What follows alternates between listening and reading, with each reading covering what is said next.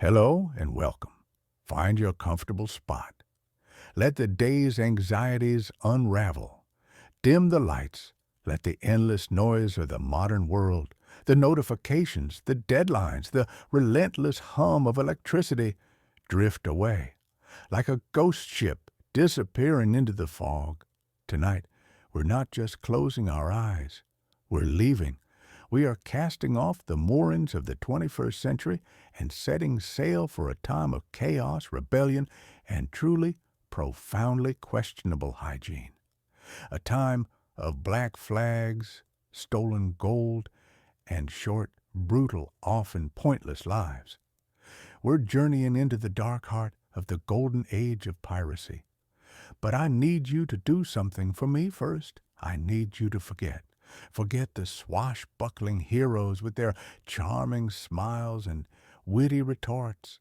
Forget the noble adventurers fighting for some grand cause. Forget the sanitized, romanticized, commercialized version of piracy that Hollywood sold you between buckets of popcorn. The truth is a much harder biscuit to swallow. It's a world steeped in filth, desperation, and a casual brutality that would make you sick. It's a world where freedom is just another word for having nothing left to lose. The truth is, you, with your soft hands, your modern sensibilities, and your quaint belief in things like rights and showers, probably wouldn't have lasted a single day. So, as you settle in, cocooned in the warmth and safety of your bed, let's travel back. Let's board a vessel where the only law is the one you wrote yourself, and the only retirement plan is a watery grave at the bottom of the ocean. Let the gentle rocking of the ship, the creak of the timbers, and the stories of this bygone era guide you slowly, inexorably, toward a peaceful, dreamless sleep. Congratulations! You've just woken up in the year 1718. The good news is you're not dead. The bad news is you're now a pirate. Well, not by choice. Let's be clear about that. Yesterday, you were a respectable, if chronically underpaid sailor on a merchant vessel out of Bristol, dreaming of the day you'd have enough coin to open a small, quiet tavern far from the sea. Today, you're the newest, most reluctant, and most terrified member of a pirate crew. After your ship experienced what could only be described as an aggressive, unsolicited corporate takeover on the high seas, you were, in the parlance of the time, shanghaied, coerced into this new life with no recourse. For your bed is a hammock, not a clean white garden party hammock, but a coarse, grimy, unforgiving slab of canvas slung between two damp wooden beams in the ship's forecastle. It smells faintly of stale rum, old sweat, fish guts, and a deep existential despair. There's no memory foam, no ergonomic support, and definitely no high thread count. Just the gentle, rhythmic rocking of the ship, which would be soothing if it weren't accompanied by the wet, guttural snores of 50 other unwashed men crammed into a space designed for 20. 5 you blink awake, not to the gentle chime of a digital alarm, but to the sharp, splintering crack of the boatswain's whip against a wooden post, followed by a string of curses so vile and creative it would make a modern drill sergeant blush. This is your new alarm clock. It's brutally effective, if not particularly motivating. The air is thick. You can practically chew it. It's a rich, complex bouquet of scents that assaults your nostrils with the force of a physical blow. There's the foundational note of damp, rotting wood and stagnant bilge water, a smell that seems to emanate from the very soul of the ship. Layered on top is the sharp, medicinal tang of tar from the ropes, the sour, sticky sweetness of spilled grog, and the unmistakable cloying odor of human filth.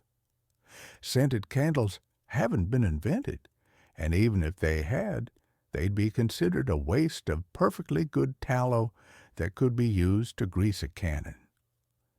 You try to stretch, a simple morning ritual from your old life, but immediately regret it.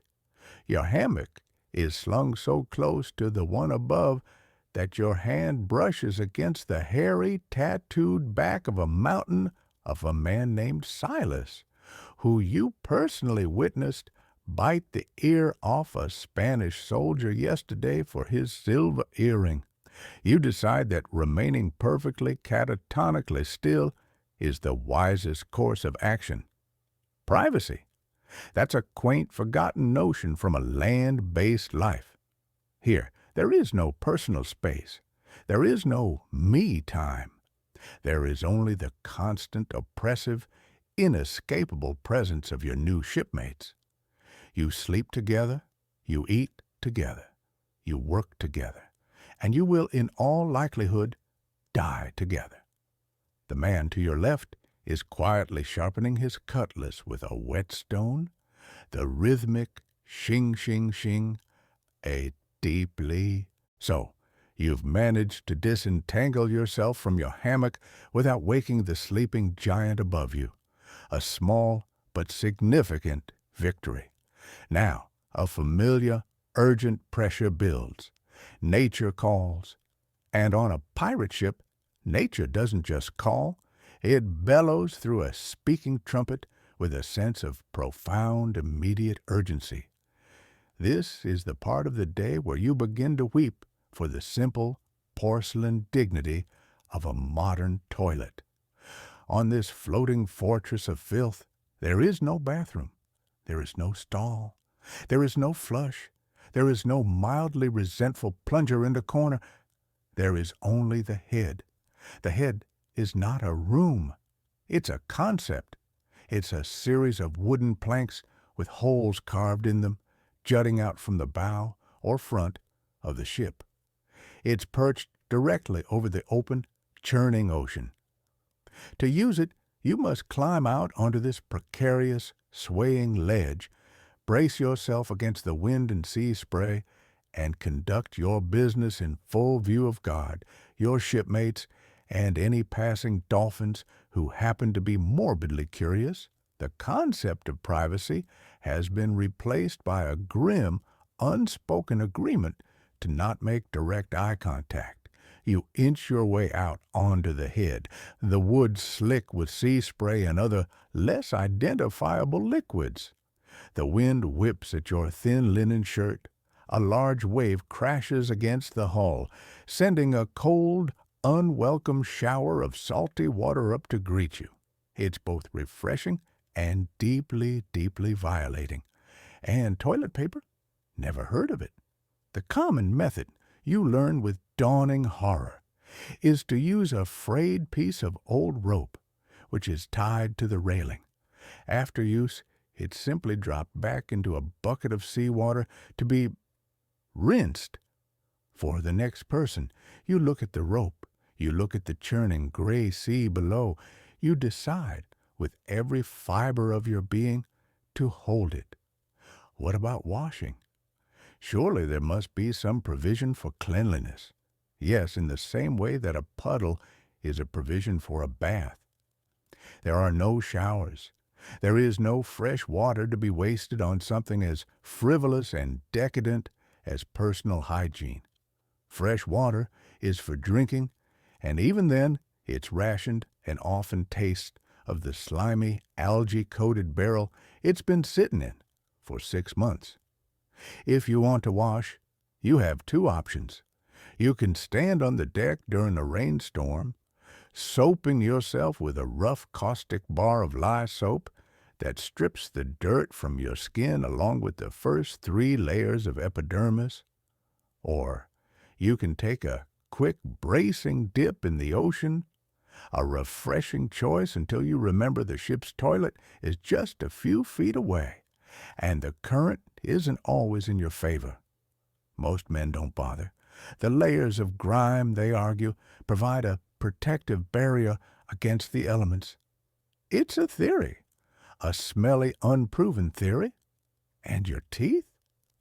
The concept of oral hygiene is as foreign as the idea of paying for something you could just as easily steal.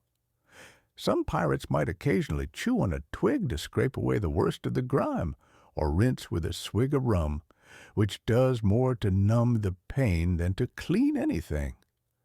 For the most part, your mouth is a decaying, neglected monument to a life of poor nutrition and profound indifference. By the time you're 30, your smile is a collection of brown stumps, empty spaces, and the occasional defiant holdout, a haunted graveyard of dental aspirations. Bad breath or halitosis isn't a social faux pas. It's the ship's ambient scent. So you stumble back from the head, unwashed, teeth unbrushed, your dignity left somewhere over the Atlantic Ocean. You are a walking, talking, breathing ecosystem of bacteria, and you fit right in. And you still haven't had breakfast. Let's go rectify that, shall we? You survived your morning constitutional. You deserve a reward, right? A nice hot breakfast, something to fortify you for a hard day of, well, piracy. Sorry, this is the golden age of piracy. The only thing being fortified here is the captain's liquor cabinet. Breakfast, such as it is a communal, grim affair. There are no cheerful diners, no bottomless cups of coffee, no artisanal sourdough toast. There is only a large, steaming, dented cauldron in the galley, presided over by the ship's cook, a one-eyed, one-legged man named Cookie, who lost the other eye and leg in a rather unfortunate dispute over a sea turtle. He is not a man who appreciates complaints. You're handed a wooden bowl and a spoon of questionable cleanliness. You join the queue of shuffling, grumbling men, and Cookie, with a grunt, ladles a scoop of gray, lumpy, vaguely gelatinous sludge into your bowl. Welcome to your daily ration of, well, it doesn't really have a name. It's the descendant of whatever was cooked yesterday, with new ingredients tossed in to stretch it out. It might contain some boiled grain, some dried peas that have the texture of small rocks, and if you're lucky, a few stringy, mysterious chunks of salted meat. The meat has been preserved in barrels of brine for months, possibly years, and it has the texture of shoe leather and the flavor of regret. Sometimes, to add a bit of variety, the cook prepares a dish called salmagundi. It sounds exotic. It is not. It is a chaotic, everything but the kitchen sink salad, a desperate attempt to make rotting food palatable. It might contain chopped meat, pigeon, turtle fish, boiled eggs, onions, olives, grapes, and a heavy dousing of vinegar and spices to mask the taste of decay. It's a culinary gamble. On the side, you're given a biscuit. This is not the fluffy, buttery biscuit of your dreams. This is hardtack. It's a simple, unleavened brick of flour and water, baked until it's as hard as a cannonball and about as flavorful. It's designed for longevity, not for pleasure. In fact, its main purpose seems to be to test the structural integrity of your remaining teeth. Before you eat it, you must perform a small but essential ritual.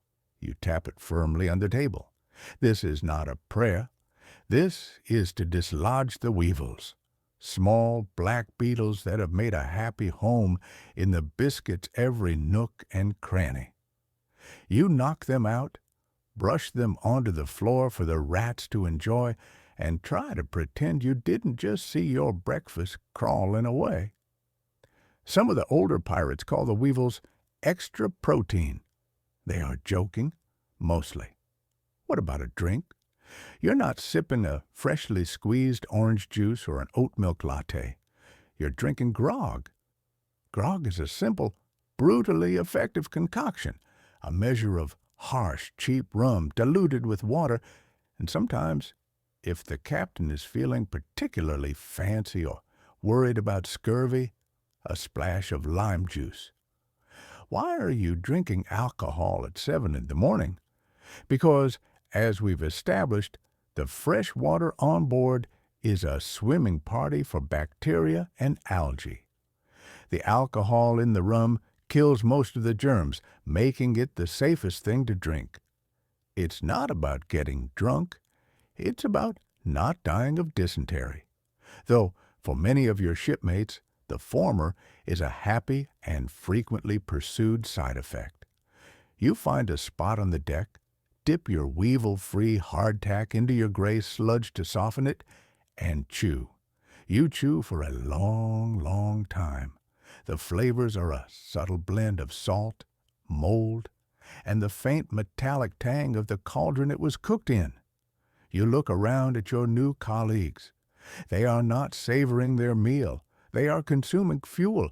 This is not a culinary experience. It is a biological necessity. Breakfast on a pirate ship doesn't energize you. It just postpones starvation for a few more hours. And now that you're properly underfed and vaguely intoxicated, it's time to get to work. So, you've choked down your morning meal. Now it's time to get dressed. Not that this is a lengthy or complex process. Your wardrobe, now that you're a pirate, consists of exactly one outfit, the one you were wearing when you were captured. It's a rough, homespun linen shirt and a pair of heavy woolen breeches. They are stained with tar, sweat, fish scales, and the ghost of yesterday's sludge. There is no such thing as a washing machine. There is no delicate cycle. There is only the occasional rainstorm and the vague, desperate hope that salt water is a disinfectant. It is not. Your clothes are stiff, scratchy, and carry the rich, earthy scent of a man who sleeps next to livestock. Underwear is a distant, luxurious memory from your former life. You are going commando, under layers of damp, itchy wool, a decision you will come to regret profoundly in the humid, sweltering heat of the Caribbean.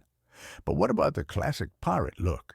The flamboyant coats, the tricorn hats, the gleaming leather boots? That's for the officers. That's for the men who have survived long enough to steal from someone with better taste. The captain might have a fine red coat, plundered from a wealthy merchant. The quartermaster might have a pair of sturdy boots taken from a naval officer. You have a pair of worn-out leather shoes that offer all the arch support of a wet piece of paper. Most of your shipmates just go barefoot, their feet calloused, cracked, and permanently stained from the rough, tarred wooden deck. And the accessories? They're not for fashion. They're for function. They are tools of the trade. That iconic eye patch? It's not always because the pirate is missing an eye, though that's certainly a common occupational hazard. It's a clever low-tech trick.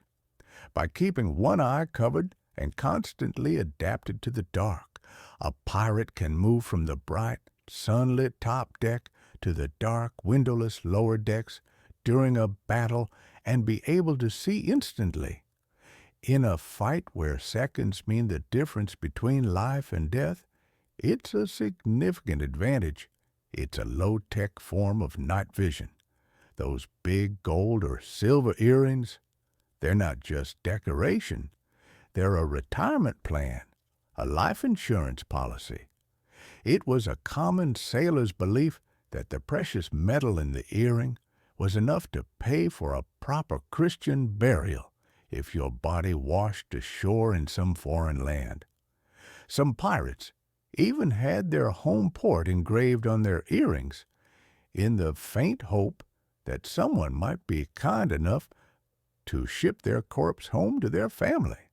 Others used the large hoops to dangle wads of beeswax, which they used as makeshift earplugs during the deafening, concussive roar of a cannon broadside.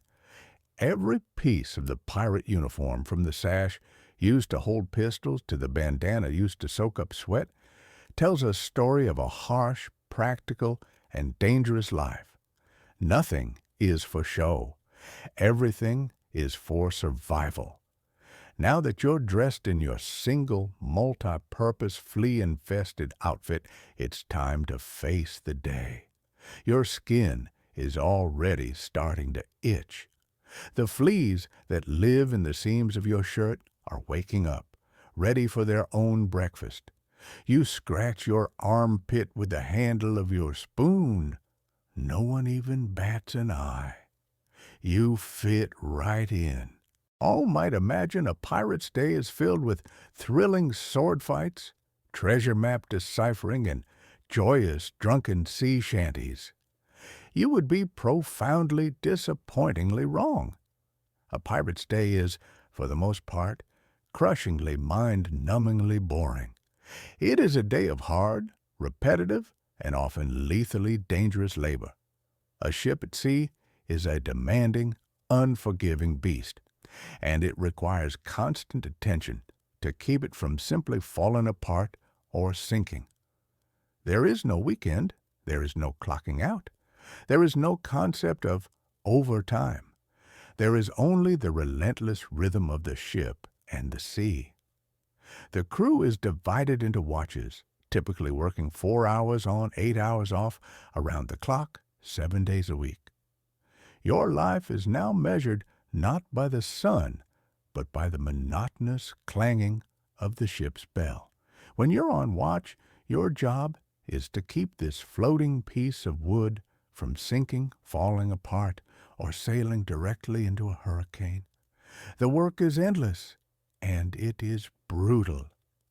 You are hauling on thick tar-covered ropes, your hands raw and blistered, to raise and lower the massive, heavy sails that catch the wind. You're climbing the rigging, scrambling up swaying rope ladders 100 feet into the air, with nothing but the churning, indifferent sea below you. The ship pitches and rolls, and one missed handhold, one slip of a foot, means a quick, anonymous death. No one is coming to save you. You are scrubbing the decks with a holystone, a large, heavy block of sandstone, on your hands and knees, trying to remove the accumulated layers of grime, blood, spilled grog, and bird droppings. You are checking the cannons, ensuring they are clean, loaded, and ready for action at a moment's notice. You are standing lookout in the crow's nest, a small swaying basket at the very top of the mainmast, your eyes scanning the endless empty horizon for the faint, hopeful speck of a potential prize. And then there is the most dreaded, most foul job of all, pumping the bilge. The bilge is the lowest, darkest, most forgotten part of the ship's hull. It is a dark, foul-smelling pit where all the leaked seawater, spilled rum, rainwater, vomit, and other unspeakable liquids collect. It is a stagnant, sloshing soup of horror, and it must be pumped out by hand every single day lest the ship become waterlogged, unstable, and sink. The smell that rises from the bilge is so vile, so potent, it can make a grown man weep. It is the smell of decay itself. This is your life now, hauling, climbing, scrubbing, pumping, all under the watchful, unforgiving eye of the quartermaster, who is elected by the crew to maintain discipline and oversee the day-to-day operations of the ship. He doesn't care if you're tired. He doesn't care if your back aches. He doesn't care if you're slowly losing your mind from the boredom. He only cares that the work gets done. The discipline is harsh, but it's different from the life many of these men escaped. In the Royal Navy, A captain's power was absolute and often tyrannical. He could flog a man for a minor infraction, withhold his pay, or feed him maggot-infested food, and the common sailor had no recourse. It was a life of institutionalized tyranny. Here, things are different. The captain is the absolute commander during a battle, but at all other times, his power is checked by the quartermaster and by the crew itself. This ship is not a kingdom. It is a floating, violent, dysfunctional democracy. And soon you will be asked to sign its constitution. After a few days of back-breaking labor and soul-crushing routine, the quartermaster approaches you. He's a large, barrel-chested man with a scar that runs from his left eyebrow to his right chin, a permanent, jagged grin. In his hand, he holds a piece of worn parchment and a quill. "Time to sign the articles, lad," he grunts, his voice a low rumble. "This is it, the moment of truth, the moment you officially join the company, the pirate code. These are not vague guidelines or friendly suggestions. They are the law of the ship, a binding contract that governs every aspect of life and death on board. And every man, from the captain down to you, the unwilling new recruit, must agree to them. To refuse is to remain a prisoner, a slave, entitled to nothing and subject to the whims and cruelties of the crew." The quartermaster unrolls the parchment. It's a list of rules written in a surprisingly neat, steady hand. He reads them aloud, his voice carrying over the creak of the ship and the cry of the gulls. "These are the articles of Captain Bartholomew Black Bart Roberts, one of the most successful and famously organized pirates of the age. Article 1. Every man has a vote in affairs of moment, has equal title to the fresh provisions or strong liquors at any time seized, and may use them at pleasure, unless a scarcity makes it necessary, for the good of all, to vote a retrenchment."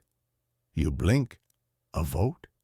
You, who just yesterday were considered little more than living cargo, now have a say in where the ship goes, who it attacks, and what it does.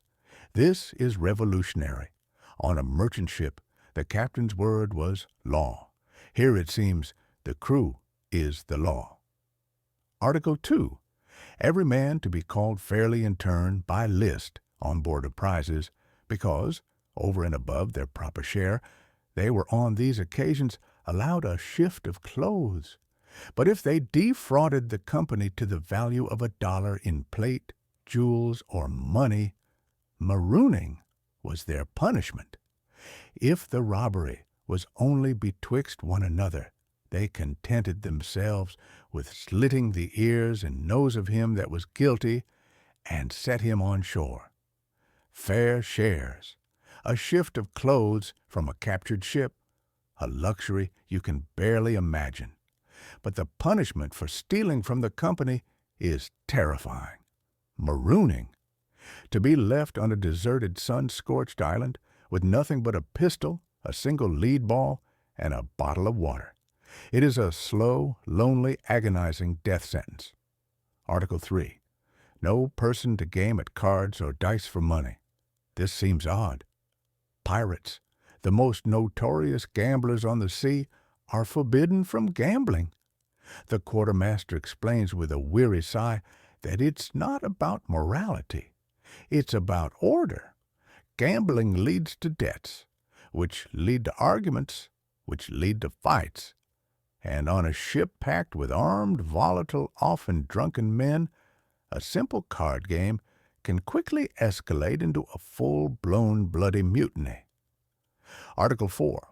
The lights and candles to be put out at 8 o'clock at night. If any of the crew after that hour still remained inclined for drinking, they were to do it on the open deck. A curfew. This is to prevent accidental fires.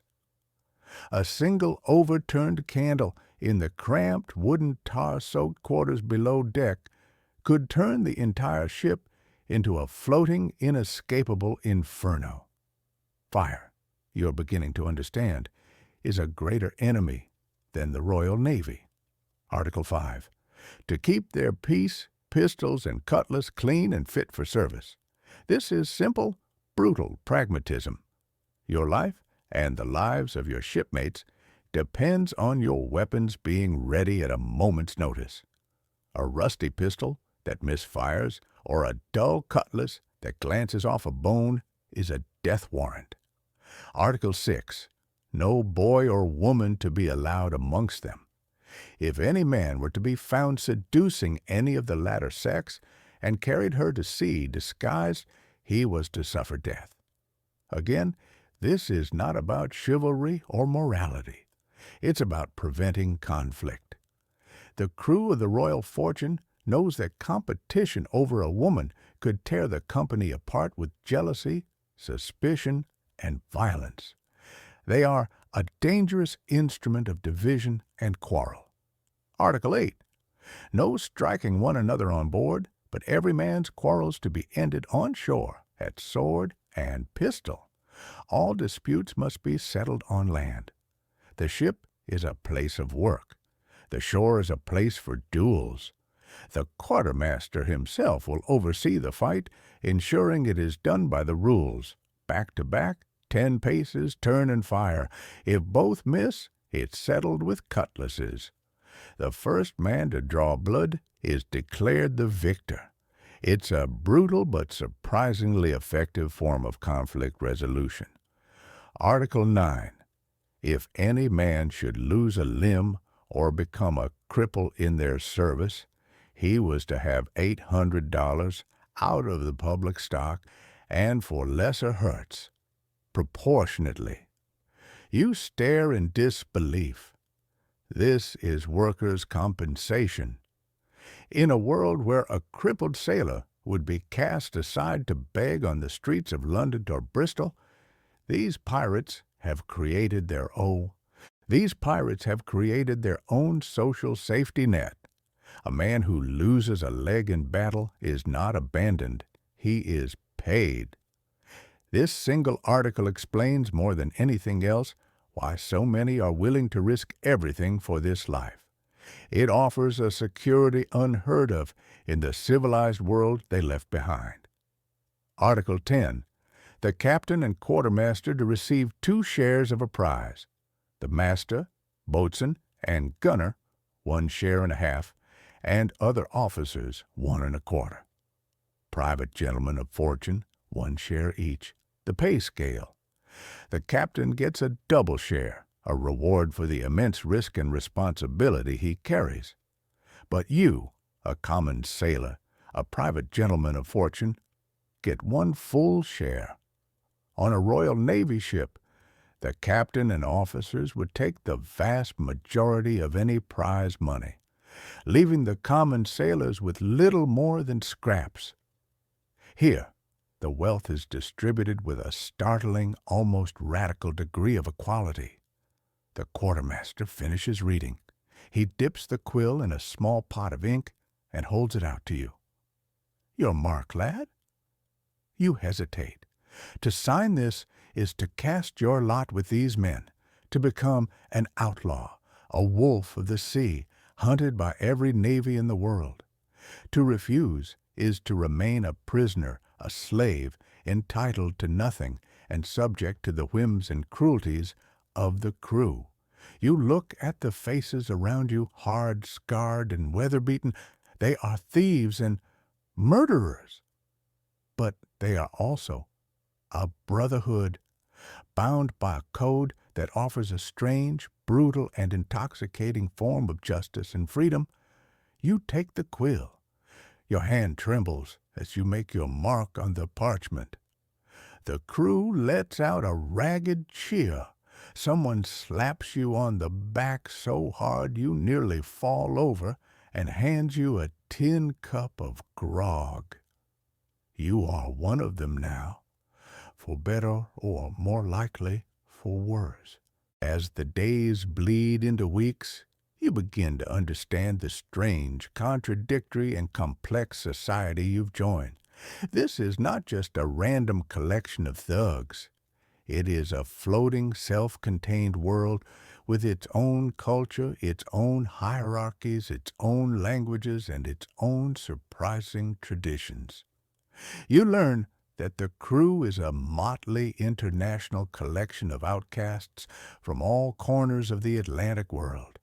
There are Englishmen, Irishmen, Scots, and Welshmen, all fleeing the crushing poverty and rigid class structure of their homelands. There are former Royal Navy sailors who deserted to escape the brutal discipline and sadistic whims of their officers.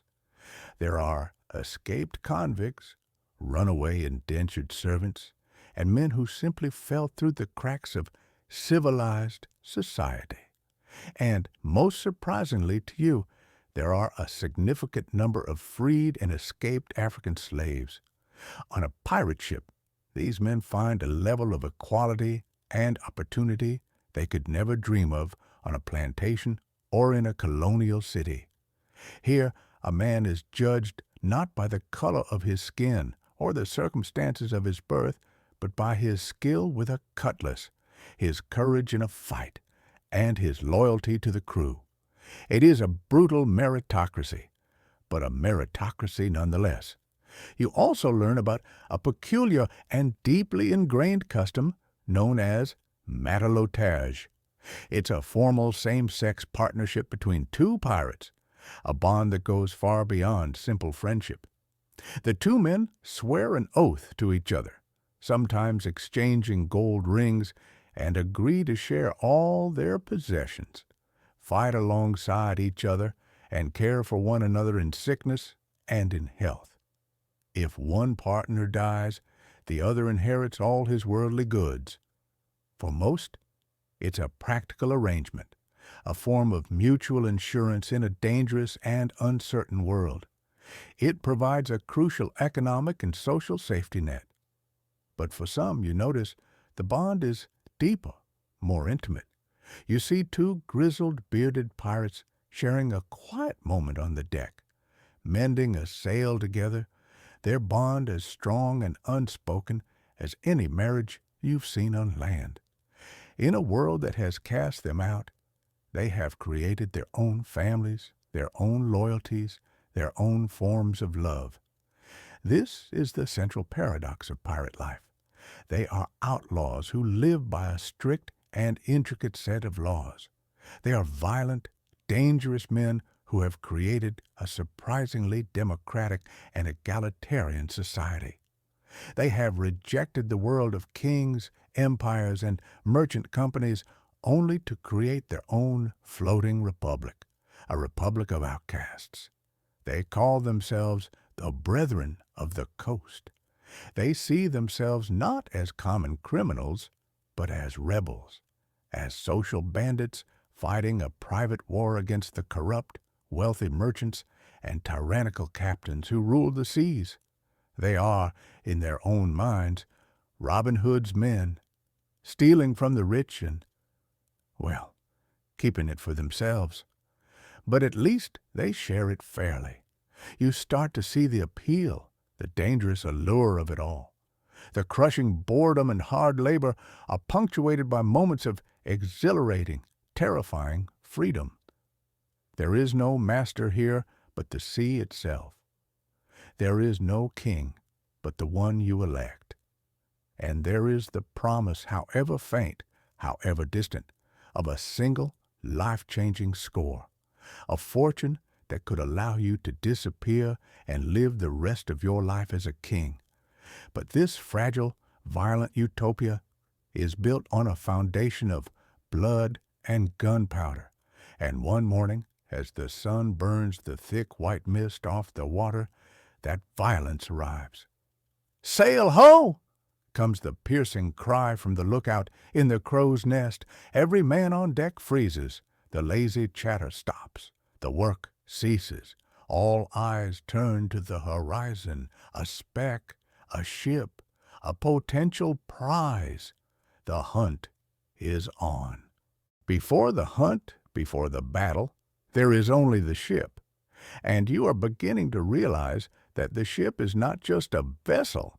It is your world, your home, your workplace, and your prison. It is a complex living organism of wood, rope, and canvas, and it demands constant back-breaking tribute. The vessel you now call home is a sloop, a relatively small, fast, and agile ship favored by pirates. It's not a massive, lumbering galleon like the ones in the Spanish treasure fleets. Those are warships built for naval battles. A pirate ship is a predator, built for speed and surprise. It needs to be fast enough to chase down a merchantman and nimble enough to escape a Royal Navy frigate. 18. The deck is a chaotic maze of ropes, barrels, and equipment. Every square inch has a purpose. The wood is permanently stained with tar, which is used to waterproof the ropes and seal the planks. The smell of it is always in the air, a sharp, acrid scent that gets into your clothes, your hair, and your food. Below deck is a labyrinth of darkness and discomfort. The main living area, the forecastle, is where the crew sleeps in their tightly packed hammocks. There are no portholes, no ventilation. The only light comes from a few swinging lanterns, which cast long dancing shadows on the damp, curving walls. The air is thick with the smell of unwashed bodies, stale air, and the ever-present bilge water. The hold is where the supplies are stored: barrels of salted meat, sacks of hardtack, and casks of water and rum. It is also home to the ship's other crew, the rats. They are everywhere. You hear them scurrying in the darkness, you see their shadows darting across the floor, and you know they are feasting on the same meager provisions that you are. 7. The ship is in a constant state of decay. The sea is a relentless enemy. Salt water corrodes the wood, rots the ropes, and rusts the iron fittings. Every day there is something to be repaired. Sails tear in the wind and must be patched with a needle and thread. Ropes fray and must be spliced. Leaks spring in the hull and must be plugged with oakum, a mixture of tar and hemp fibers. The most grueling task is careening. Every few months, the ship must be beached on a deserted shore, pulled onto its side, and the hull must be scraped clean of the barnacles, seaweed, and shipworms that cling to it. These marine growths create drag, slowing the ship down, and the shipworms can bore into the wood, weakening the hull. It is a long, exhausting, and dangerous process. While the ship is careened, it is helpless, a beached whale vulnerable to attack. The ship is a machine, and you are one of its cogs. Your life is dictated by its needs. You are tied to its rhythms, its dangers, and its fate. It is your only protection against the vast, empty ocean, and it is a fragile, demanding, and unforgiving master. You are free from the laws of kings and countries, but you are a prisoner of the ship. Your new life is defined by a new set of tools, not the familiar tools of a farmer or a craftsman, but the brutal, efficient tools of a predator. Your survival and the success of the ship depends on your mastery of these instruments of violence and navigation. First, the weapons. Every man is expected to keep his weapons clean and ready for action. This is not a suggestion. It is one of the most important articles of the pirate code. Your primary weapon is the cutlass. It's a short, broad, single-edged sword with a curved blade and a heavy basket hilt to protect your hand. It's not an elegant dueling weapon like a rapier.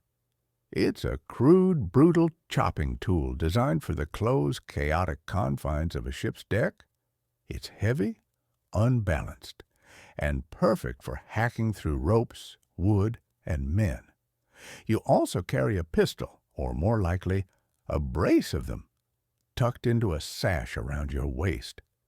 These are flintlock pistols, notoriously unreliable and good for only one shot. Reloading in the heat of battle is a slow, clumsy process that is practically impossible. So, the strategy is to carry as many as you can. Fire them off in quick succession as you board an enemy ship, and then drop them and draw your cutlass. Then there are the more specialized weapons. Boarding axes, with a sharp blade on one side and a heavy spike on the other, are used for smashing through doors and railings. Pikes, long wooden spears with a sharp iron tip, are used to repel boarders, and grenades, small iron spheres filled with gunpowder and a lit fuse, are tossed onto the enemy deck to create panic, confusion, and a shower of deadly shrapnel. But the ship's main weapons are its cannons. Your sloop is armed with a dozen small cannons, 6 on each side. They are muzzle-loading, smoothbore weapons, inaccurate and slow to reload. A well-drilled cannon crew can get off one shot every few minutes. The goal is not to sink the enemy ship, but to disable it, to tear through its sails, to shatter its masts, to break the will of its crew. Beyond the weapons, there are the tools of navigation. In a world without GPS, navigating the open ocean is a complex art, a mixture of science, experience, and guesswork. The captain and the master are the only ones who truly understand it. They use a compass to determine direction, a sextant or an astrolabe to measure the angle of the sun and stars to determine latitude, and a log line, a knotted rope thrown overboard, to estimate the ship's speed. But these tools are imprecise. Longitude, your east-west position, is almost impossible to determine accurately. So, navigation relies heavily on dead reckoning, calculating your position based on your last known location, your speed, and your direction, and on the hard-won knowledge of currents, winds, and coastlines. These are the tools that define your new world. They are the instruments of your survival and your trade. You must learn to use them, to respect them, and to fear them. For in this world, a rusty pistol or a misread chart can be a death sentence. In your old life, if you got sick, you might visit an apothecary for a herbal remedy. If you broke a bone, a doctor might set it. The treatments were often useless, but there was at least a system, a pretense of care. Here, on the high seas, there is no such luxury. Medicine is a brutal, pragmatic, and often horrifying affair. The ship's surgeon is not a trained physician. He is usually the ship's carpenter or the cook, the man who is most skilled with a knife and a saw. His medical knowledge is a patchwork of folk remedies, sailors' superstitions, and hard-won, bloody experience. His primary tool is the amputation saw.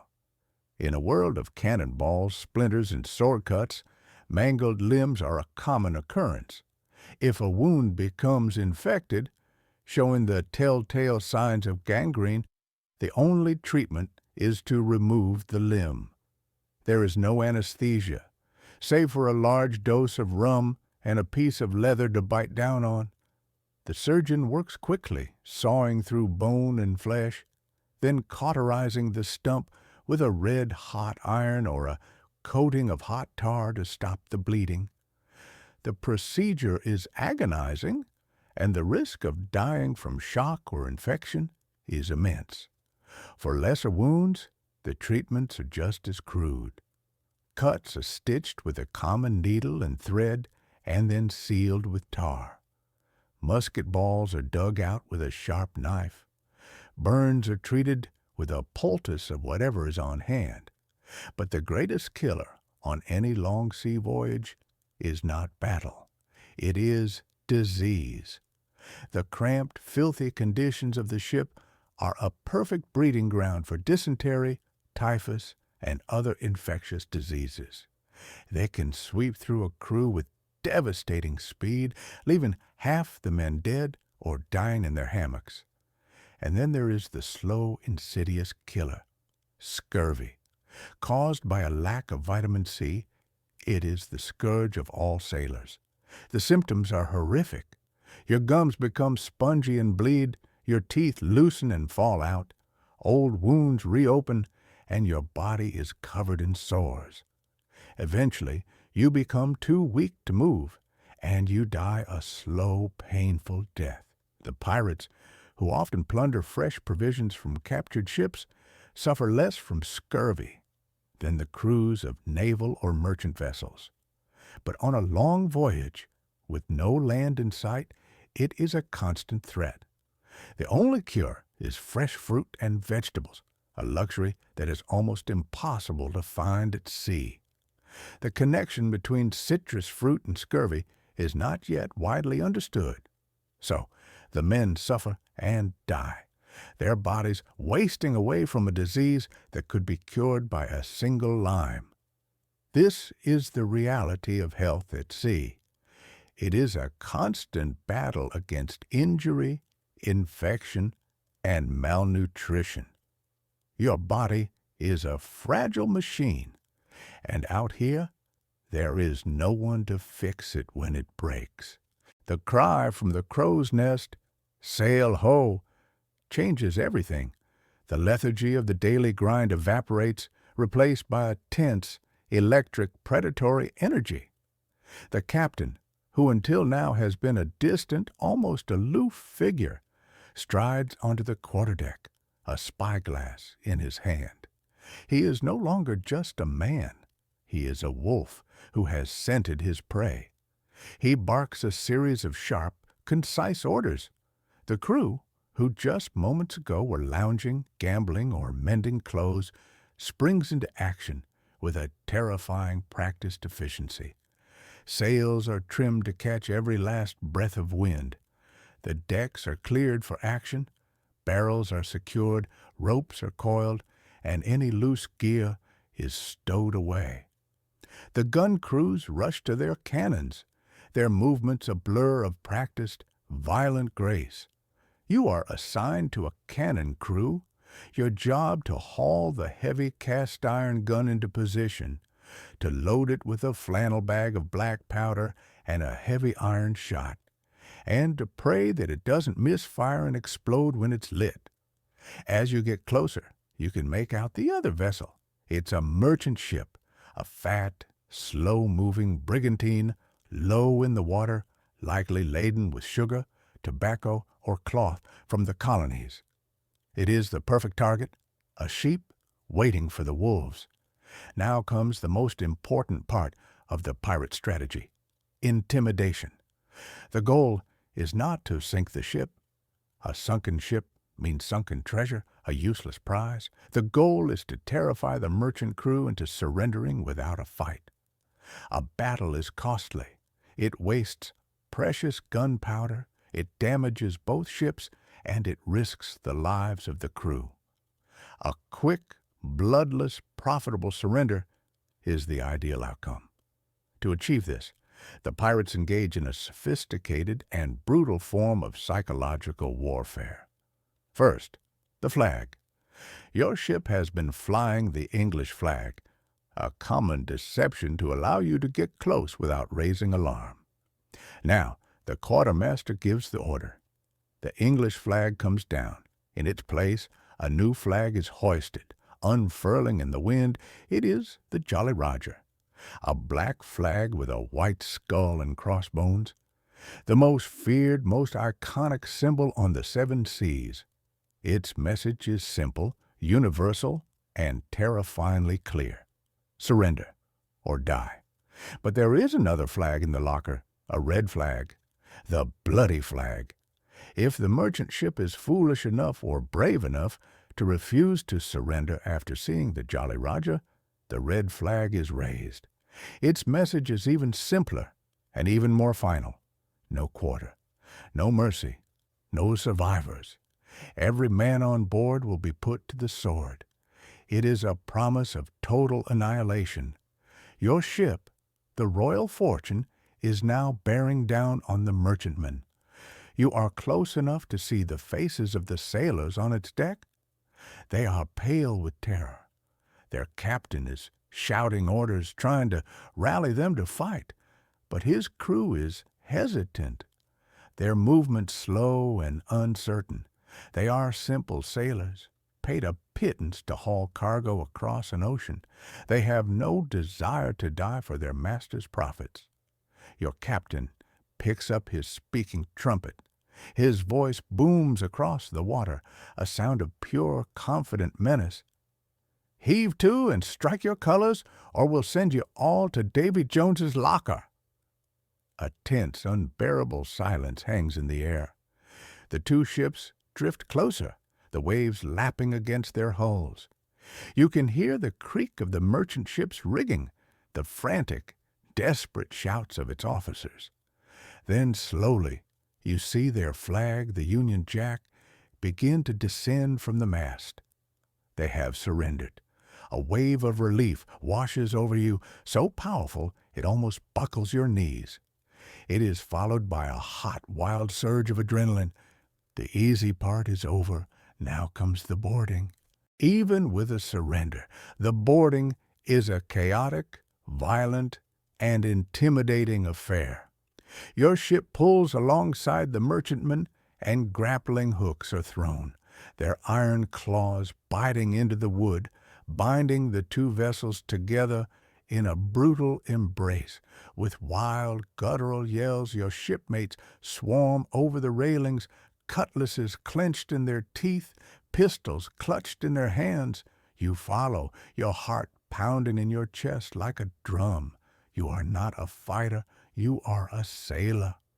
But to hesitate now is to be branded a coward, a crime punishable by death or marooning.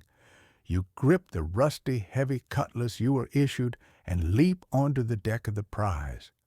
The merchant crew offers no resistance. They have thrown down their weapons and are huddled together on the deck, their hands raised in surrender, their faces a mask of terror. The pirate crew quickly rounds them up, their movements brutal and efficient, shoving them into a corner, their eyes already scanning the ship for loot. But not all captures are this easy.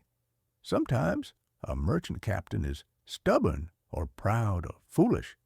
Sometimes a Royal Navy warship is escorting the convoy. Then the black flag is not enough. Then the red flag is raised. Then there is battle. Imagine the scene. The two ships are sailing side by side, a maelstrom of controlled chaos. The cannons roar, a continuous deafening thunder that shakes the very timbers of the ship and fills the air with thick, acrid, choking smoke. The smoke burns your eyes, your throat, your lungs.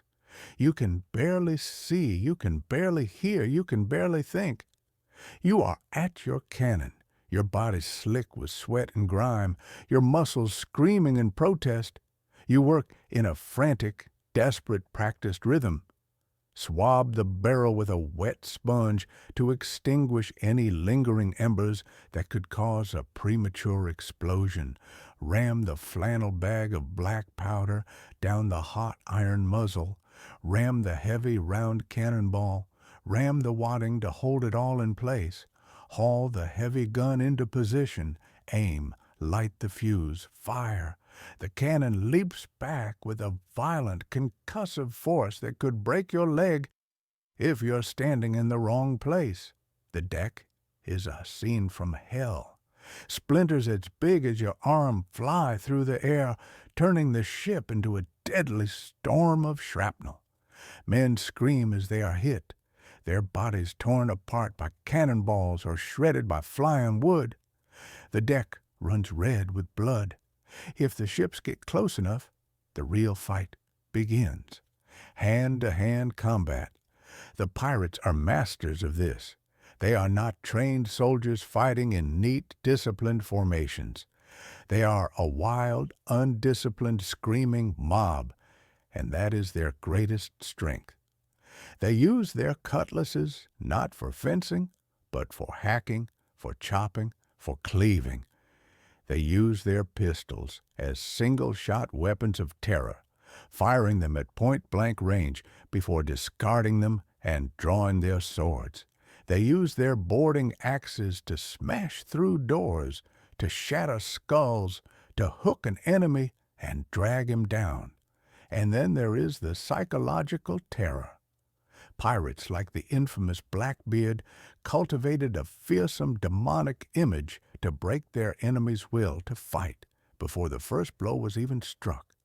He was said to be a giant of a man, with a long black beard that he braided and tied with black ribbons. Before a battle, he would stick slow-burning fuses, the kind used to light cannons, under his hat.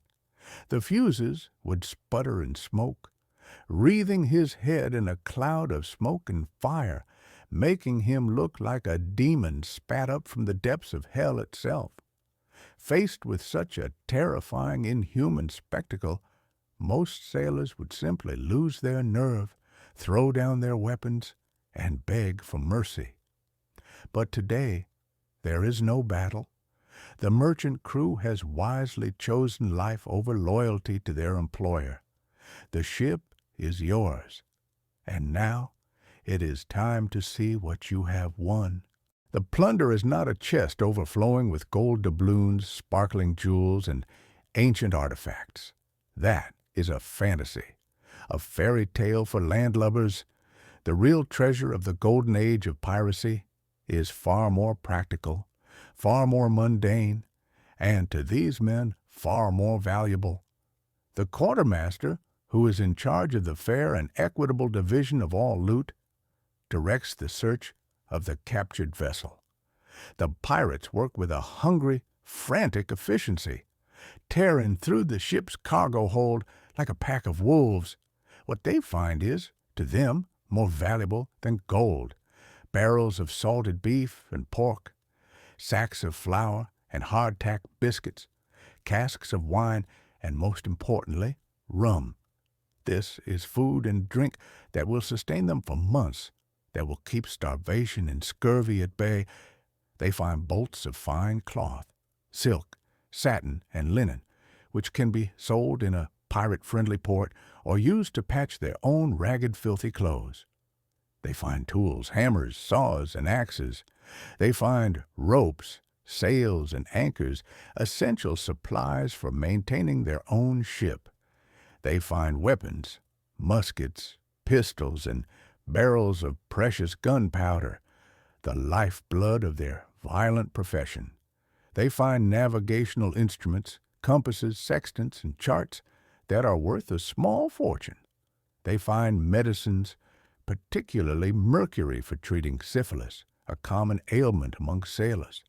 And yes, sometimes there is money. A heavy, iron-bound strong box in the captain's cabin might contain a few hundred or even a few thousand pieces of 8.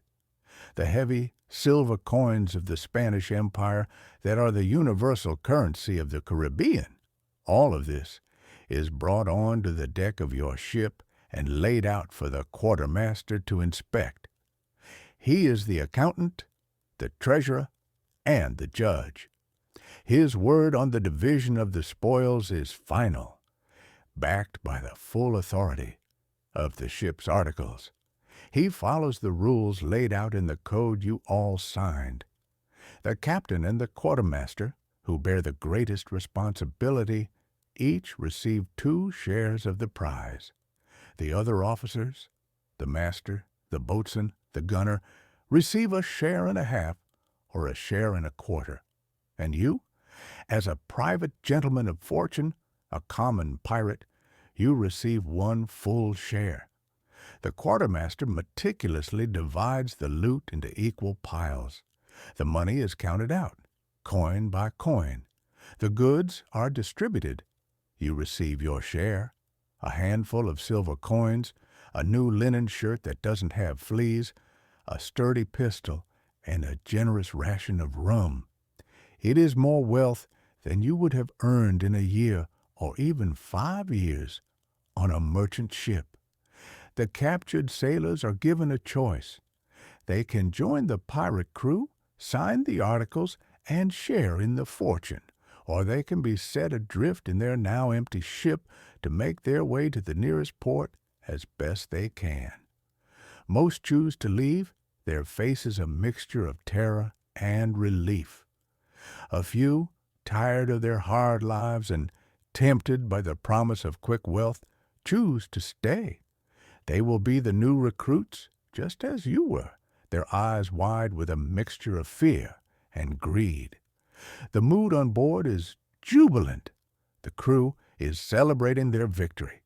The rum flows freely. Men are singing sea shanties, their voices rough, loud, and horribly out of tune. They are dancing clumsy, drunken jigs on the deck.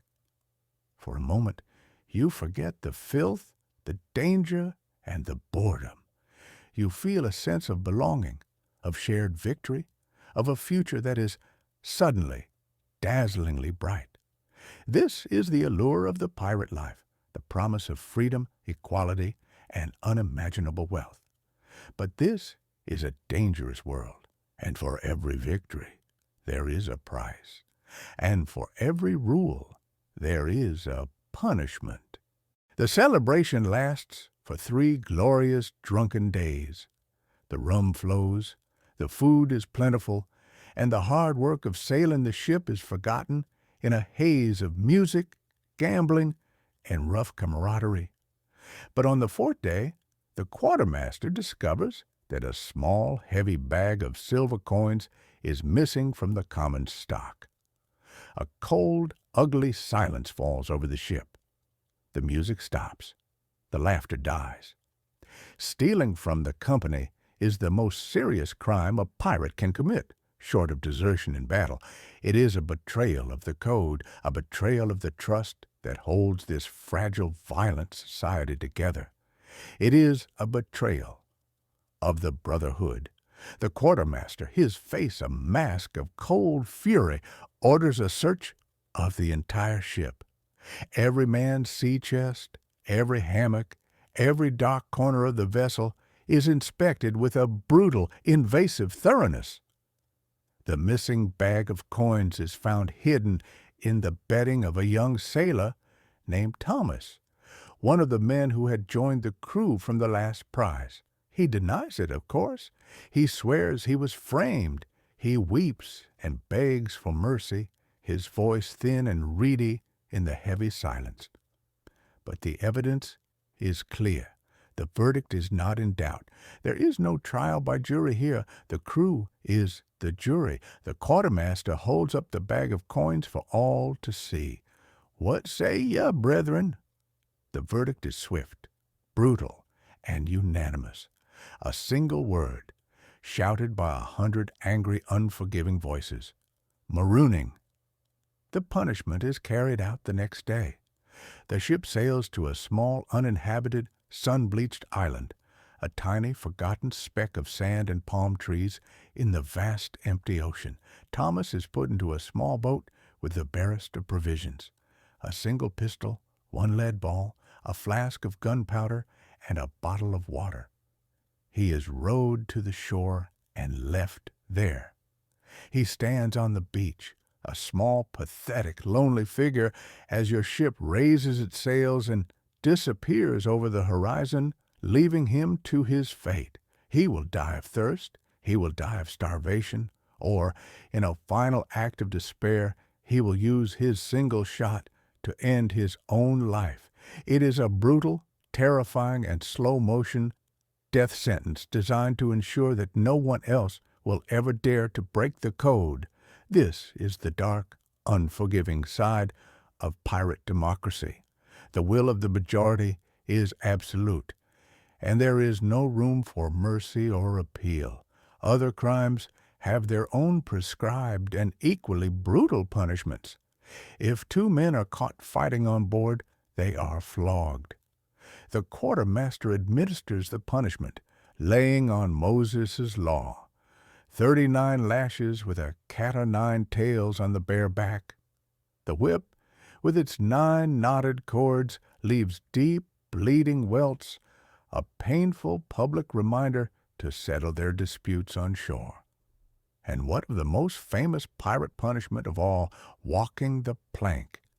It is, for the most part, a myth, a dramatic invention of later storytellers. Why waste a perfectly good plank when you could just toss a man overboard? A far more real and far more horrific punishment was keel hauling. This was reserved for the most serious offenders, for crimes that threatened the safety of the entire ship. The guilty man would be tied to a rope, which was then passed under the ship, from one side to the other. He would be thrown overboard and dragged under the keel, the bottom of the ship. The ship's hull is not smooth. It is covered in sharp, jagged, razor-like barnacles. As the man is dragged underneath, his skin is shredded, his bones broken, his body torn to ribbons. If the barnacles don't kill him, he will likely drown, his lungs filling with salt water. It is a punishment so brutal, so agonizing, that few survive it. You watch the island of the marooned sailor disappear, and a cold, hard fear settles in your stomach. You have signed the articles. You have taken your share of the plunder. You are bound by this code for better or for worse. There is no turning back now. There is no escape. As you spend more time on the ship, you start to learn the stories of the men around you. They are not just a faceless mob of thugs. They are individuals, each with a history, a reputation, and a reason for being here. They are the legends and the foot soldiers of the Golden Age. There is your captain, Bartholomew Black Bart Roberts. He is a tall, handsome Welshman, always impeccably dressed, even in the heat of the Caribbean. He is a devout man who forbids drinking after 8 p.m. and encourages his musicians to play hymns on Sundays. He is also one of the most successful and ruthless pirates of all time. Having captured over 400 ships, he was forced into piracy himself, and now he rules his own ship with a mixture of strict discipline and surprising fairness. He is a paradox, a gentleman and a killer. Then there is the ghost that haunts every conversation, the benchmark against which all other pirates are measured, Edward Teach or Blackbeard. You hear the stories in hushed tones around the fire at night. A giant of a man with a wild black beard that he braided and tied with ribbons. A man who, before battle, would weave slow-burning fuses into his hair, so that he charged onto the enemy deck, wreathed in a cloud of smoke and fire, a true demon from hell.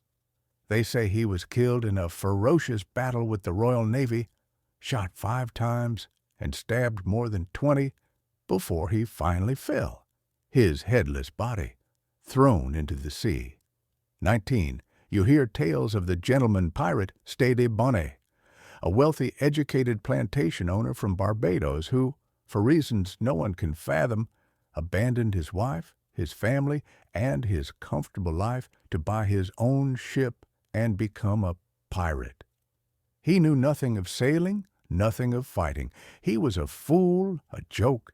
He fell in with Blackbeard, who took command of his ship and treated him like an idiot. Bonnet was eventually captured and hanged, a sad, pathetic end to a strange, inexplicable career. And you hear whispers of the women. Anne Bonny, the fiery, red-headed Irish woman who left her husband to run away with the pirate captain Calico Jack Rackham, and Mary Read, who spent most of her life disguised as a man, serving in the British Army before being captured by pirates and joining their crew. They say that when Calico Jack's ship was captured, The men were all drunk and hiding below deck, and it was Anne and Mary who fought on the deck like lionesses, the last ones to be subdued. They were both sentenced to hang, but they pleaded their bellies, revealing they were pregnant, and so escaped the noose. Mary died of a fever in prison. Anne's fate is a mystery. She simply vanished from the records. These are the people you now call your brethren. They are legends, cautionary tales, and living, breathing, dangerous men. And their stories are now intertwined with your own. After weeks or even months at sea, the ship is in desperate need of repairs and supplies. The hull needs to be careened, beached and tilted on its side so the crew can scrape away the barnacles and seaweed that slow it down. This is a period of extreme vulnerability, and it must be done in a safe harbor, away from the prying eyes of the Royal Navy. The captain sets a course for Nassau, on the island of New Providence in the Bahamas. In the early 18th century, Nassau is not the bustling, sanitized tourist destination it is today. It is a pirate republic, a sprawling, chaotic, lawless shantytown that is the undisputed capital of the pirate world. As you sail into the harbor, you see a forest of masts. Dozens of pirate ships are anchored here, their black flags fluttering in the breeze like a flock of dark, ragged birds. The town itself is a chaotic, ramshackle collection of wooden shacks, smoky taverns, and sordid brothels, all nestled along a pristine white sand beach. This is a pirate haven, a place where the governors are corrupt, the merchants are crooked, and the law is for sale to the highest bidder. Here, a pirate can sell his stolen goods, repair his ship, recruit new crew members, and, most importantly, spend his money without fear of arrest. As soon as the anchor is dropped, the crew, who have been at sea for months, living a life of strict discipline and relative deprivation, swarms ashore like a plague of locusts. They are a tidal wave of pent-up energy, greed, and lust, and they crash upon the town with a deafening roar. The town of Nassau is a sensory overload. The streets are not paved. They are muddy, rutted tracks filled with a riot of people, pirates of every nationality, their faces scarred and weather-beaten, swagger through the crowds, their pockets heavy with silver. Merchants, their eyes sharp and calculating, hawk their wares from makeshift stalls. Prostitutes, their faces painted in garish colors, call from the doorways of the countless taverns.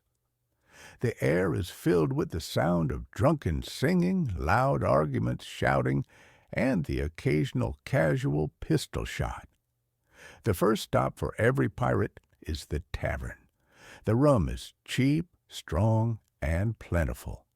The pirates, who have just received their share of the latest prize, are flush with silver, and they are determined to spend it as quickly as possible. They drink with a desperate, reckless abandon, as if trying to wash away the memory of the horrors they have seen and the crimes they have committed. They gamble away their money on cards and dice, games that were strictly forbidden on the ship. They buy flamboyant, brightly colored clothes, lavish gifts for their tavern wenches, who offer them a fleeting moment of affection and endless rounds of drinks for everyone in the house. A pirate's fortune, won so violently, is spent just as quickly and just as violently.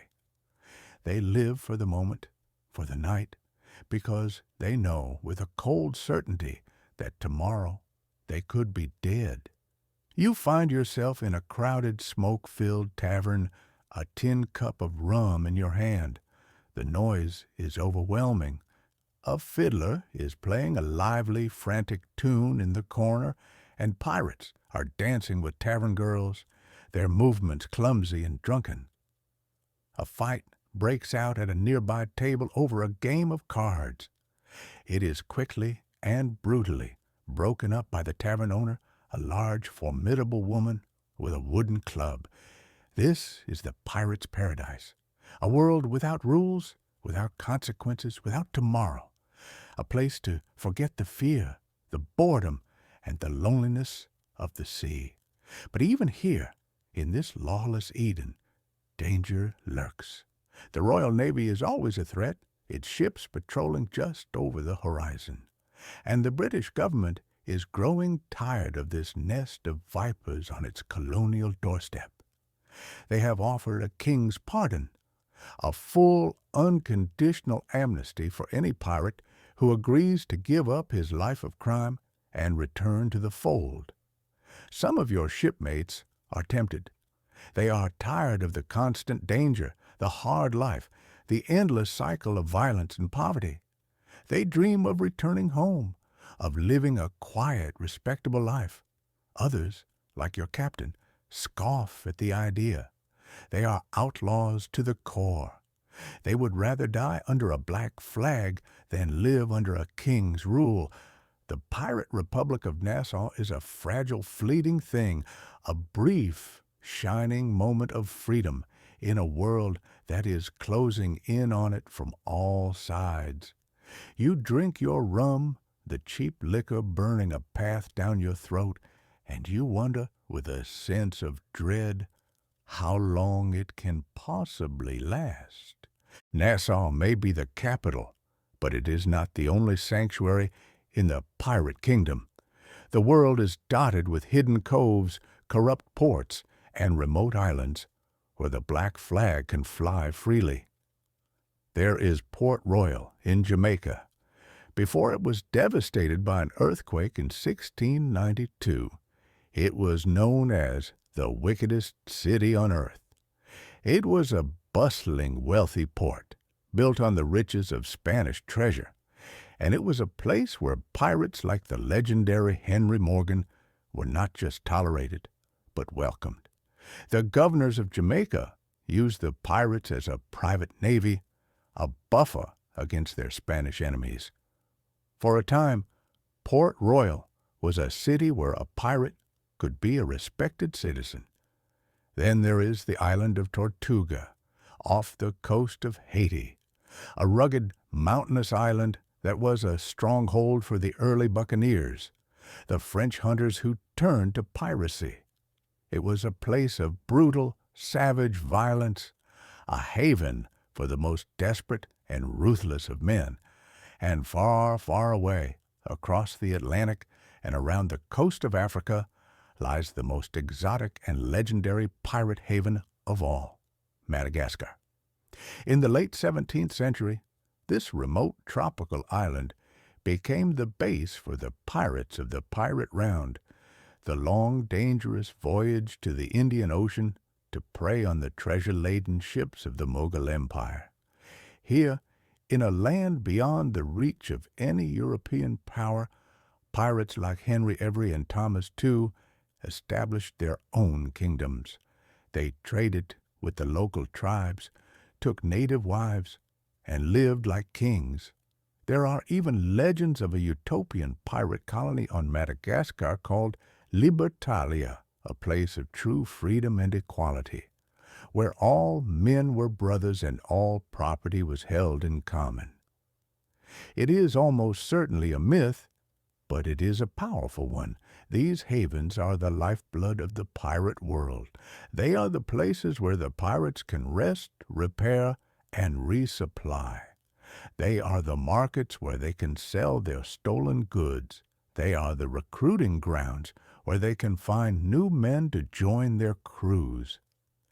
And they are the sanctuaries where they can, for a brief, fleeting moment, feel safe. But they are also islands of sin, of violence, of disease, and one by one they will fall, For every pirate, there is a pirate hunter. For every wolf, there is a shepherd. And the shepherds of the sea are the men of the Royal Navy. You see their ships on the horizon, their white sails a stark, ominous contrast to your own black flag. They are frigates and sloops of war, ships built not for cargo, but for combat. They are faster, stronger, and better armed than your own vessel, and their crews are disciplined, professional soldiers of the sea. To be a pirate hunter is a hard, thankless job. You spend months or even years patrolling the vast, empty expanses of the ocean, hunting for a fleeting, shadowy enemy. The work is boring, the pay is poor, and the danger is constant. But the men who hunt you are driven by a powerful sense of duty, of patriotism, of order. They see you not as a romantic rebel, but as a parasite, a cancer on the body of maritime trade. They see you as a threat to the wealth, the power, and the stability of the British Empire. And they are led by men like Woodes Rogers, the former privateer who became the royal governor of the Bahamas, a man with a single obsessive mission: to exterminate piracy from the Caribbean. He is a man who understands you, who knows your tactics, your havens, and your weaknesses, and he is utterly ruthless. He offers you a choice: the king's pardon or the hangman's noose. He turns pirates against pirates, offering them amnesty in exchange for their help in hunting down their former brethren. He blockades your harbors, he attacks your ships, and he hangs your comrades from the gallows at Port Royal and Nassau, their bodies left to rot in iron cages as a warning to all who would defy the law.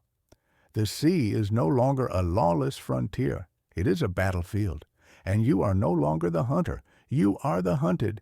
Every sail on the horizon is a potential enemy. Every port is a potential trap. The world is closing in. As your time among the pirates grows, you begin to realize that their world is built as much on stories as it is on violence. Myths and legends are traded like currency, whispered in the dark of the forecastle, sung in drunken sea shanties. They are a way of making sense of a chaotic world, of building a shared identity, of scaring enemies and inspiring friends. You hear the stories of buried treasure. A captain, his ship laden with gold, buries his loot on a deserted island, marking the spot on a secret map, a map that will lead some lucky soul to unimaginable wealth. It is a powerful, seductive story. It is also, for the most part, a lie. Pirates did not bury their treasure. They spent it as quickly and as recklessly as they could on rum, on women, on gambling. A pirate's life was short and uncertain. There was no tomorrow, so there was no reason to save for it. The idea of buried treasure comes almost entirely from a single real-life pirate, William Kidd, who was rumored to have buried a small fortune, and from the pages of fiction, most famously, Robert Louis Stevenson's Treasure Island. You hear the stories of walking the plank. A captive, his hands bound, is forced to walk off a narrow plank into the shark-infested waters below. It is a terrifying, iconic image. It is also a complete fabrication. Pirates were brutal, but they were also practical.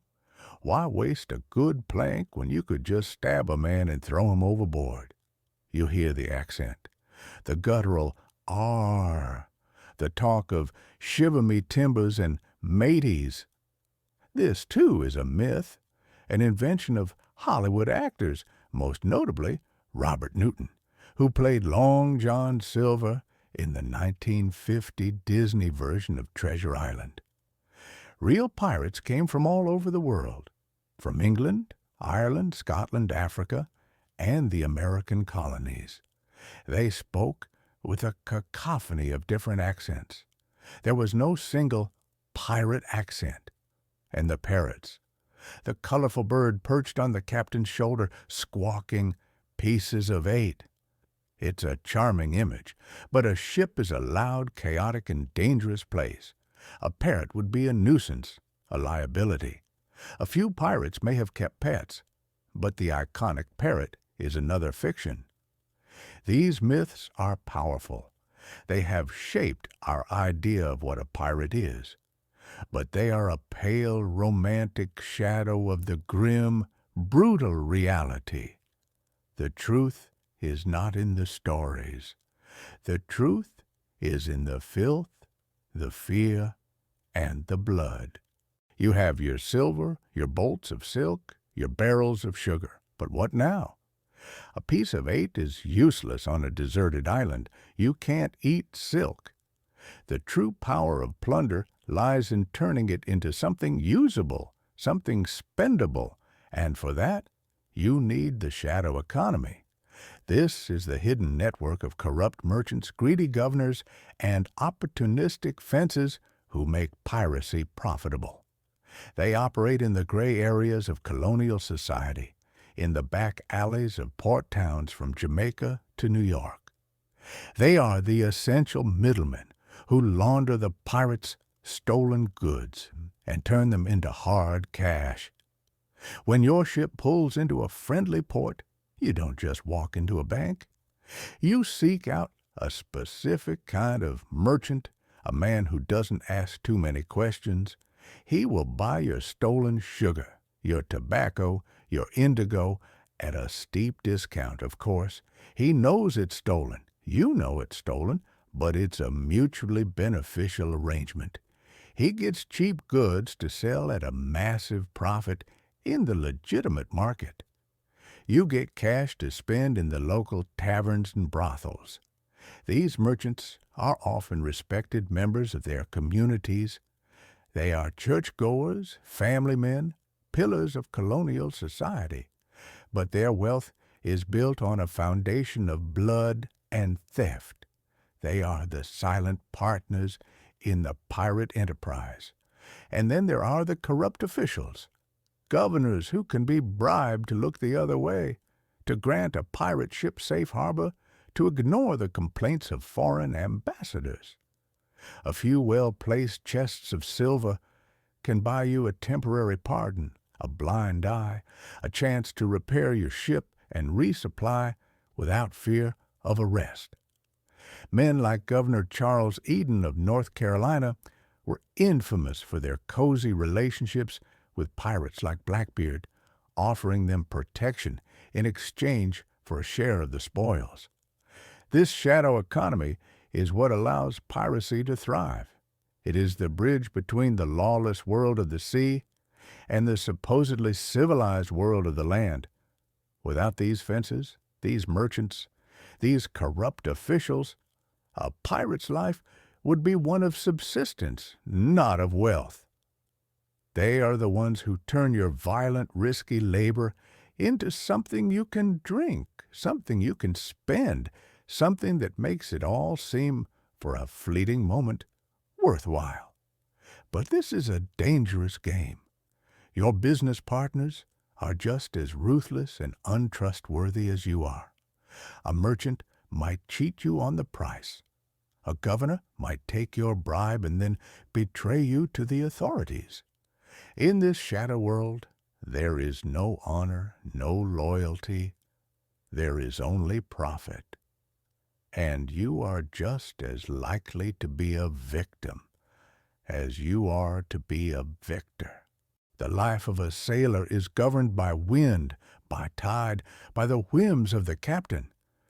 But it is also governed by something older, something deeper, superstition. In a world of constant, unpredictable danger, where death can come from a sudden storm, a snapped rope, or a single cannonball, sailors cling to rituals, to omens, to a complex folklore of the sea as a way of imposing some small measure of control on a chaotic universe. You learn these superstitions quickly. They are as much a part of the ship's routine as hoisting the sails. You learn that it is bad luck to set sail on a Friday. You learn that whistling on board is forbidden, as it is believed to whistle up a storm. You learn that it is good luck to step onto the ship with your right foot first. You learn to fear the omens.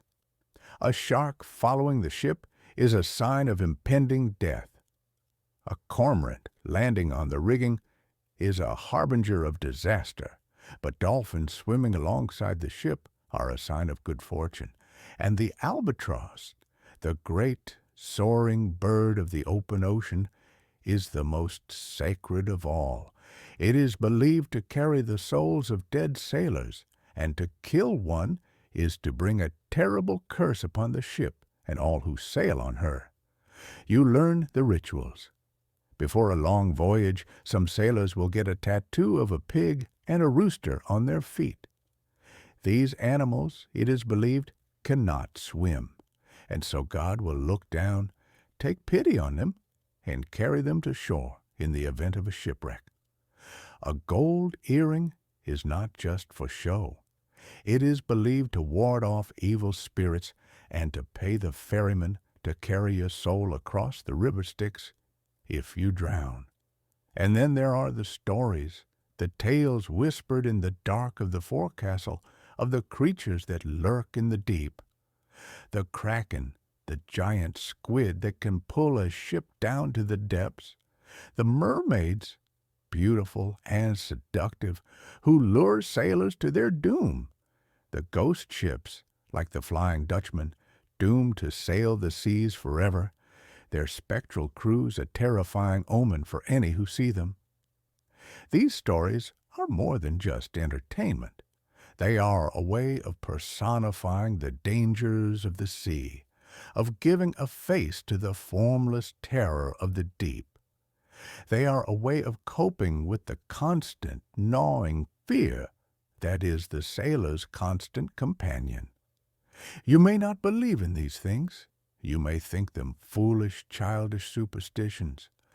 But as you stand on the deck in the dead of night, with nothing but the black, empty ocean around you, and you hear a strange, mournful cry on the wind, you find yourself making the sign of the cross just in case. In this world, it is better to be safe than to be sorry. You think of yourself as a pirate, a rebel, an outlaw, but you are part of a very specific tradition, a product of a particular time and place, the golden age of piracy in the Atlantic world. But piracy is as old as the sea itself, and it takes many forms. And on the other side of the world, in the warm blue waters of the Mediterranean, another older and in many ways more terrifying form of piracy has been thriving for centuries. These are the Barbary corsairs. They operate from the fortified city-states of the Barbary coast of North Africa, Algiers, Tunis, Tripoli. They are not just independent criminals like you. They are state-sanctioned privateers, licensed by their rulers to wage a holy war, a jihad, against the Christian nations of Europe. Their primary goal is not just plunder, though they are certainly interested in that. Their primary goal is to capture slaves. For over 300 years, they have terrorized the coastlines of Italy, Spain, France, and even as far as England, Ireland, and Iceland, raiding coastal villages, capturing fishing boats, and seizing merchant ships. They are not just taking cargo, they are taking people. The men, women, and children they capture are taken back to the great slave markets of North Africa, where they are sold to the highest bidder. They will spend the rest of their lives as laborers, as domestic servants, as concubines in a harem, or, worst of all, as galley slaves chained to an oar, rowing the very ships that captured them until they drop dead from exhaustion. This is a different kind of piracy. It is not a rebellion against the system. It is the system. It is a state-sponsored enterprise, a central part of the economy and the culture of the Barbary States. The corsair captains are not outcasts. They are heroes, respected members of their society. Their ships are different, too. They often use galleys, long, slender ships powered by both sails and oars. Perfect for the calmer waters of the Mediterranean. They are fast, maneuverable, and terrifyingly effective. The European powers have tried to fight back, of course. The Spanish, the French, the British, even the Americans have sent naval expeditions to bombard the Barbary ports. But the corsairs are resilient. They have the backing of the powerful Ottoman Empire, and their havens are heavily fortified.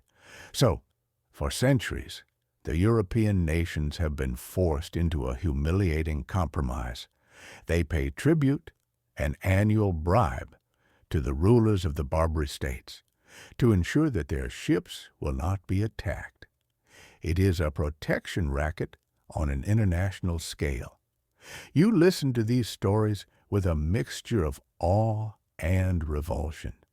You are a thief, a killer, an outlaw, but you are not a slaver.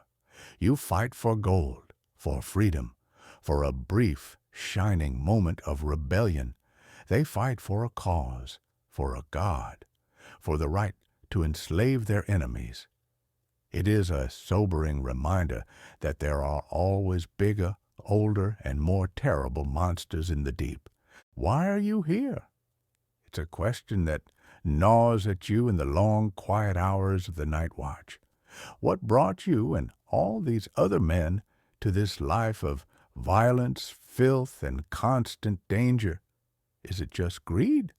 The lure of treasure? The dream of a single life-changing score? That's part of it, of course. The promise of wealth is a powerful motivator, especially for men who have known nothing but poverty. But as you look around at the faces of your shipmates, you see something more than just greed. You see a deep, burning resentment, a hatred of the world they left behind, a world of tyrannical captains, of cheating merchants, of arrogant nobles, of a rigid, unforgiving class system that condemned them to a life of hard labor and grinding poverty from the moment they were born. For these men, piracy is not just a job. It is a rebellion. It is a declaration of war against a society that has rejected them. The pirate ship is more than just a vessel. It is a world turned upside down, a social experiment in which the last have become first. Here, on this floating republic, there are no masters, no lords, no kings. Every man has a vote. Every man has a share. A man is judged not by his birth, but by his courage and his skill. It is a brutal, violent, and chaotic world. But it is, in its own strange way, a world of freedom and equality. This is the social banditry that historians speak of. You are not just robbing ships. You are striking a blow against the oppressive system of global capitalism that is just beginning to emerge. You are a symbol of resistance, a folk hero to the downtrodden and the dispossessed. Or are you? You also see the darkness in the eyes of your shipmates, the casual cruelty, the quick, explosive violence, the deep, nihilistic despair. These are not noble rebels. They are broken men, men who have been brutalized by the world and who now seek to brutalize it in return. They are driven by what they call the sweet trade. But there is nothing sweet about it. It is a life of constant fear, of gnawing paranoia, of a loneliness so profound it can drive a man mad. You are surrounded by your brethren, but you know that any one of them would kill you for a handful of silver if they thought they could get away with it. So, what is the truth? Are you a revolutionary, a freedom fighter, a social bandit? Or are you just a thug, a killer, a desperate man clinging to a piece of driftwood in a vast, merciless ocean? The truth, you suspect, is that you are both. And that is the terrible, intoxicating, and ultimately tragic paradox of the pirate's life. The golden age of piracy was a brief, violent, glorious flash in the pan. It lasted barely a generation, from the 1650s to the 1730s. And for most who lived it, it did not end well. It did not end with a quiet retirement on a tropical island. It ended with the sharp, sudden snap of a rope. The romantic image of the pirate retiring to a life of luxury, his pockets full of gold, is just that, a romance. The reality was far grimmer, far more final. Most pirates died young. They died in battle, their bodies torn apart by cannonballs or cut down by the cold steel of naval marines. They died of disease, scurvy, dysentery, typhus, and yellow fever, writhing in their filthy hammocks in the dark, airless holds of their ships. They died from accidents, falling from the high rigging onto the hard deck below, or being crushed by a loose cannon in a storm.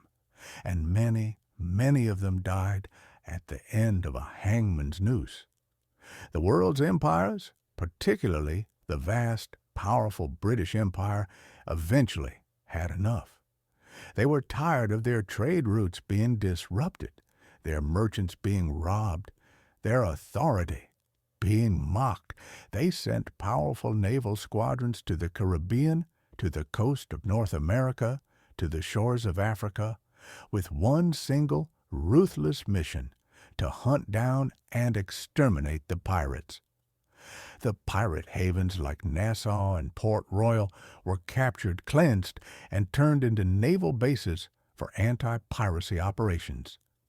The corrupt governors were replaced by hard, determined men like Woodes Rogers. The once safe harbors became traps. Captured pirates were given swift, public trials. There was little chance of acquittal. The evidence was usually overwhelming, the verdict predetermined. The punishment for piracy was death by hanging. The executions were public spectacles, designed to strike fear into the hearts of any who might consider a life of crime. The condemned men were hanged at places like Execution Dock in London or Gallows Point in Port Royal, their bodies often left to rot in iron cages, a gruesome, swaying warning to all who passed by. Some of the most famous pirates met this fate. Calico Jack Rackham, famous for his flamboyant dress and for having two female pirates, Anne Bonny and Mary Red, in his crew, was captured and hanged in Jamaica. The gentleman pirate, Stede Bonnet, the wealthy plantation owner who inexplicably decided to become a pirate, was also hanged. Even the fearsome Blackbeard, the demon of the seas, could not escape the Navy's wrath. He was cornered in a shallow inlet off the coast of North Carolina and killed in a desperate, bloody battle. He was said to have been shot 5 times and cut more than 20 times before he finally fell. His head was cut off and hung from the bowsprit of the naval sloop, a grotesque trophy of the Empire's victory. A few, a very few, managed to escape. Henry Every, who pulled off one of the largest heists in history by capturing a treasure ship of the Grand Mogul of India, vanished with his loot and was never seen again. He became a legend, a ghost, the pirate king who got away. But he was the exception. For the vast majority of men like you, the unwilling recruit, the pirate's life was a short, brutal, and bloody road to an early and unlamented grave. The king's pardon, offered in 1718, was the final nail in the coffin of the Golden Age. Thousands of pirates, tired of the constant danger, the hard life, and the ever-present threat of the noose, accepted the pardon and laid down their arms. The pirate brotherhood dissolved. The floating republic sank beneath the waves.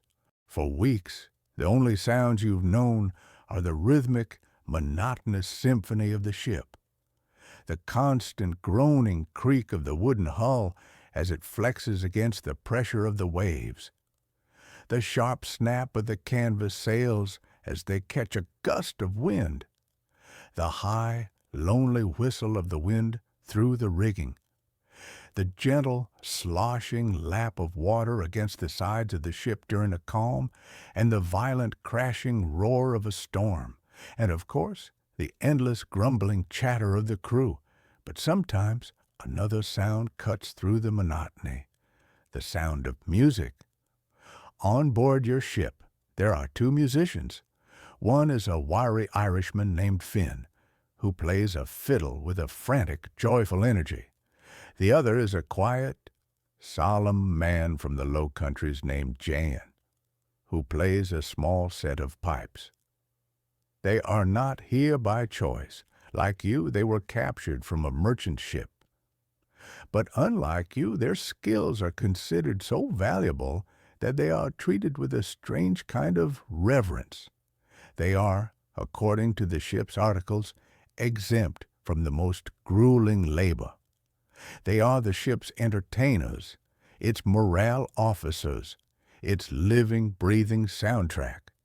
Their job is to make this miserable, floating prison feel for a few moments like a home. There are two kinds of music on a pirate ship. There are the work shanties, and there are the forecastle songs. The shanties are not for entertainment. They are tools. They are rhythmic, call and response songs led by a shantyman with a strong voice designed to coordinate the hard, repetitive labor of the crew. When a heavy sail needs to be hoisted, the shantyman will sing a line and the crew will roar back the chorus, pulling on the ropes in perfect, synchronized rhythm. It turns a chaotic, grunting effort into a single, unified act of strength. But in the evenings, after the work is done and the rum is flowing, the forecastle songs begin. These are the songs of home, of lost love, of battles won and comrades lost. They are bawdy, sentimental, and often deeply melancholic. Finn will strike up a lively jig on his fiddle, and men will dance clumsy, drunkenly on the deck, their heavy boots stomping out a ragged rhythm. Jan will play a slow, mournful air on his pipes, and a hush will fall over the crew, each man lost in his own thoughts, his own memories, his own regrets. These moments of music are a precious, fragile thing. They are a brief respite from the brutality and the boredom of your daily life. They are a reminder that you are still human, that you still have a soul. But there is another sound, or rather a lack of it, that is far more terrifying than any storm, the sound of silence.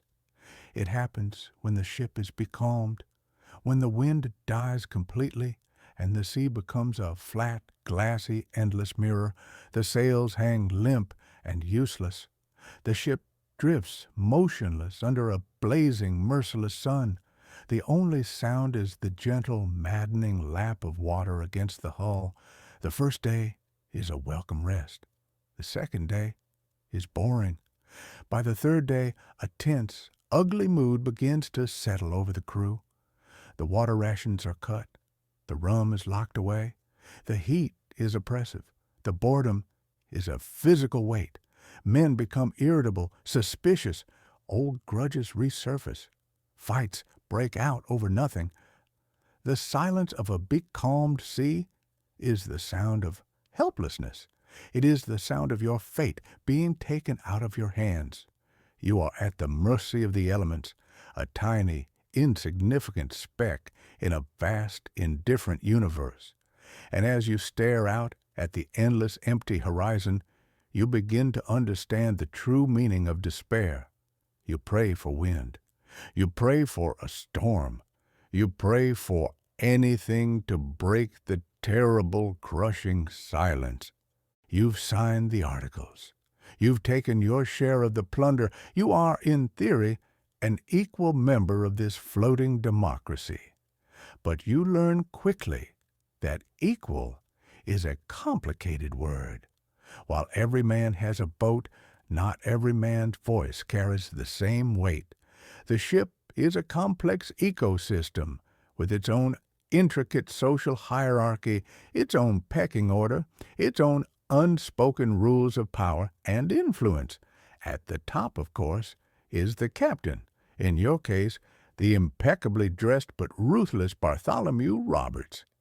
He is elected by the crew, and he can be deposed by the crew. His authority is absolute, but only in times of battle. He decides the strategy. He leads the charge. He is the face of the ship's violence. But the moment the fighting is over, his power recedes. He is just another man, subject to the same articles as everyone else. The true power on the ship, the man who runs the day-to-day life of the crew, is the quartermaster. He is the crew's representative, the ship's magistrate, the keeper of the peace. He is the one who distributes the rations, who settles the disputes, who administers the punishments. He is the one who divides the plunder, ensuring that every man gets his fair share. He is, in many ways, more feared and more respected than the captain. To cross the quartermaster is to cross the entire crew. Below them are the officers, the skilled professionals who keep the ship running. The sailing master or navigator is perhaps the most valuable man on board. In a world without charts or GPS, he is the one who can read the stars, who understands the currents, who can guide the ship across thousands of miles of empty ocean. His skills are a form of magic, and he is treated with a mixture of awe and respect. The boatswain or bosun is the ship's foreman. He is in charge of the ship's rigging, its sails, its anchors, its ropes. He is a master of knots and splices, a man who knows every inch of the ship. He is the one who drives the crew during the daily grind, his voice a constant rasping presence on the deck. The gunner is the master of the ship's artillery. He is responsible for the cannons, the gunpowder, the shot. He is a man of immense trust, for a single mistake in the powder room could send the entire ship to the bottom of the ocean. In battle, he is the one who directs the cannon fire, his eyes sharp, his commands clear and concise. The carpenter and the surgeon are often the same person, a man with a grim, practical knowledge of both wood and bone. He is the one who patches the holes in the hull after a battle, who mends the broken masts, who sets the broken limbs, and who saws off the gangrenous legs. He is one of an elite few often forced into piracy, his skills too valuable to let go. Then there are the common sailors, the private gentlemen of fortune like yourself. You are the muscle of the ship, the men who haul the ropes, who scrub the decks, who fire the cannons. You are the backbone of the crew, and your power lies in your numbers. You are the ones who vote, who fight, who live and die by the articles. And at the very bottom of this strange society are the prisoners, the captured sailors who have not yet signed the articles. They are treated as little more than slaves, forced to do the most menial, most dangerous tasks, with no rights and no share of the plunder. They are a constant, visible reminder the days of monotonous labor are broken by moments of heart-stopping, adrenaline-fueled terror and excitement. The chase, the escape. These are the moments when the pirate ship ceases to be a floating prison and becomes what it was designed to be, a predator. The hunt begins with a cry from the lookout, a sail on the horizon. The captain raises his spyglass. Is it a merchantman, fat and slow, a sheep, ripe for the shearing?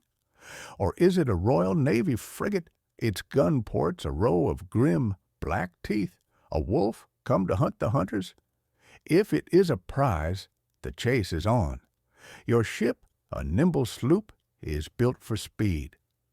The sails are trimmed, every man at his post, to squeeze every last knot of speed from the wind.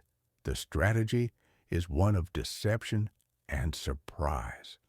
You might fly the flag of a friendly nation, the English Union Jack or the French fleur-de-lis, to lull the merchant crew into a false sense of security. You approach them not as a predator, but as a friend, a fellow traveler on the lonely sea. Then, when you are close enough that they cannot escape, the deception is dropped. The false flag comes down. The Jolly Roger goes up. The transformation is instantaneous. The friendly vessel becomes a thing of terror. The goal is to shock them, to paralyze them with fear, to make them surrender without a fight.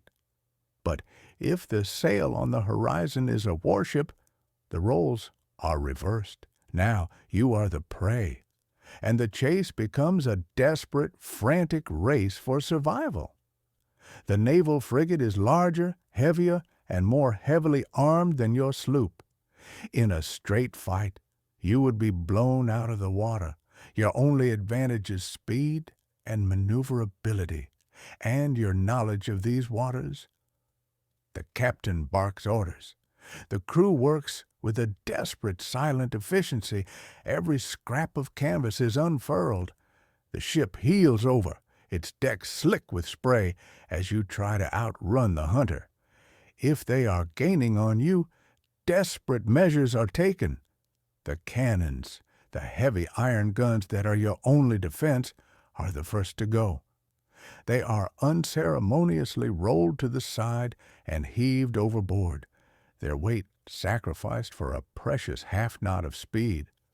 Then go the spare anchors, the heavy barrels of salted meat, anything that can be spared to lighten the load. The navigator becomes the most important man on the ship. He guides you through treacherous shallow waters, through narrow channels, and around hidden reefs, where the larger, deeper-drafted naval vessel cannot follow. He uses his intimate knowledge of the coastline to lead the hunter into a trap or to disappear into a maze of islands.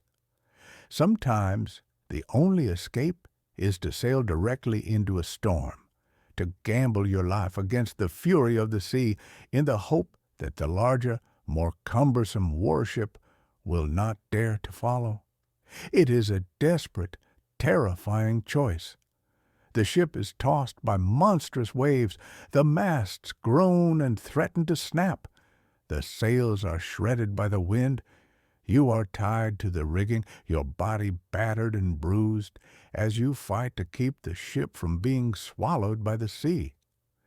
These are the moments that define your life as a pirate, not the drunken revelry in port, not the long, boring days at sea, but these moments of pure, primal terror and exhilaration, when your life hangs in the balance, and your only hope is the skill of your crew, the strength of your ship, and the fickle mercy of the sea.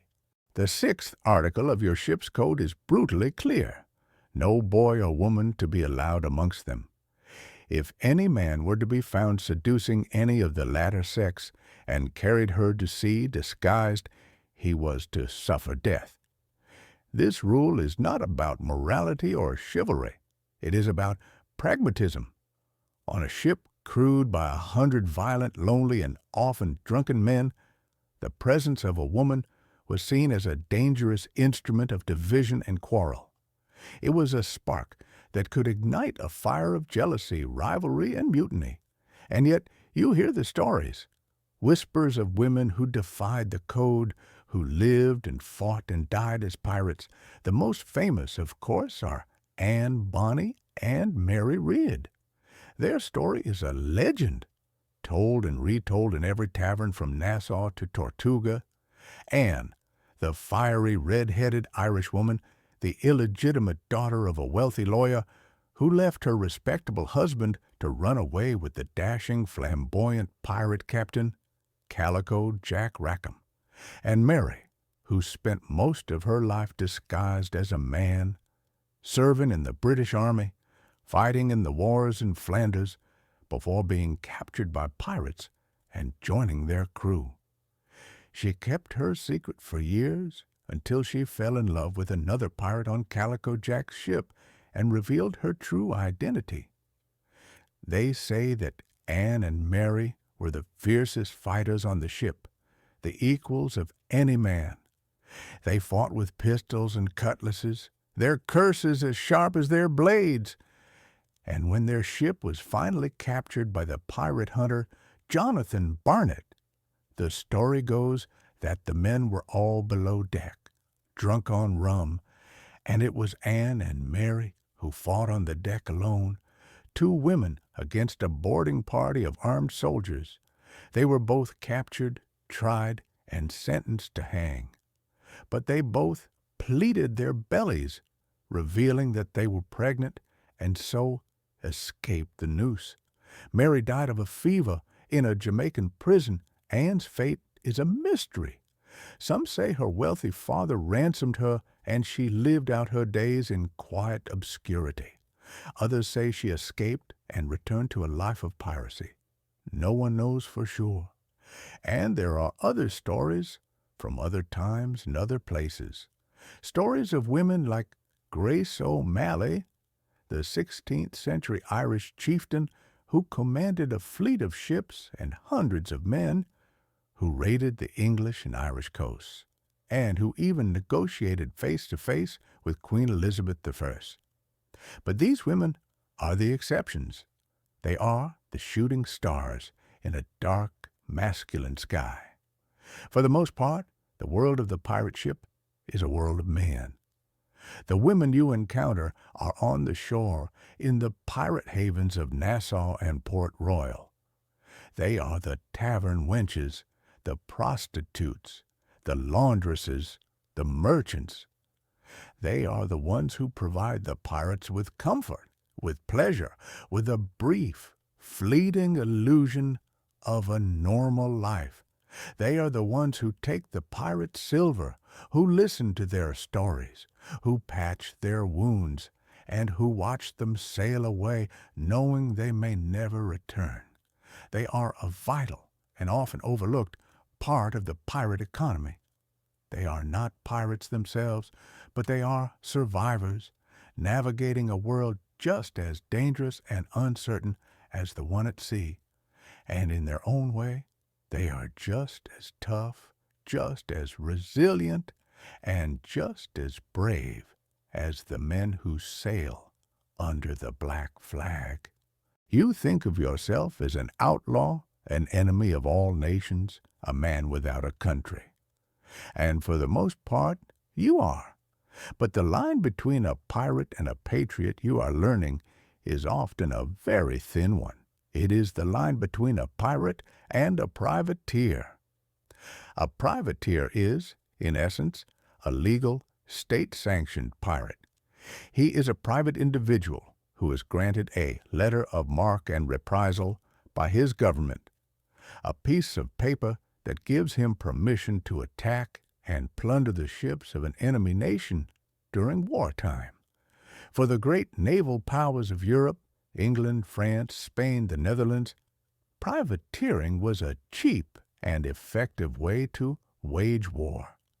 It allowed them to harass their enemies' trade, to disrupt their supply lines, and to enrich their own treasuries, all without the expense of building and maintaining a large professional navy.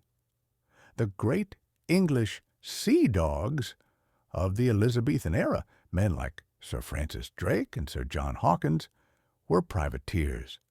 They were celebrated as national heroes in England for their daring raids on the Spanish treasure fleets, even as they were condemned as bloodthirsty pirates in Spain. But what happens when the war ends?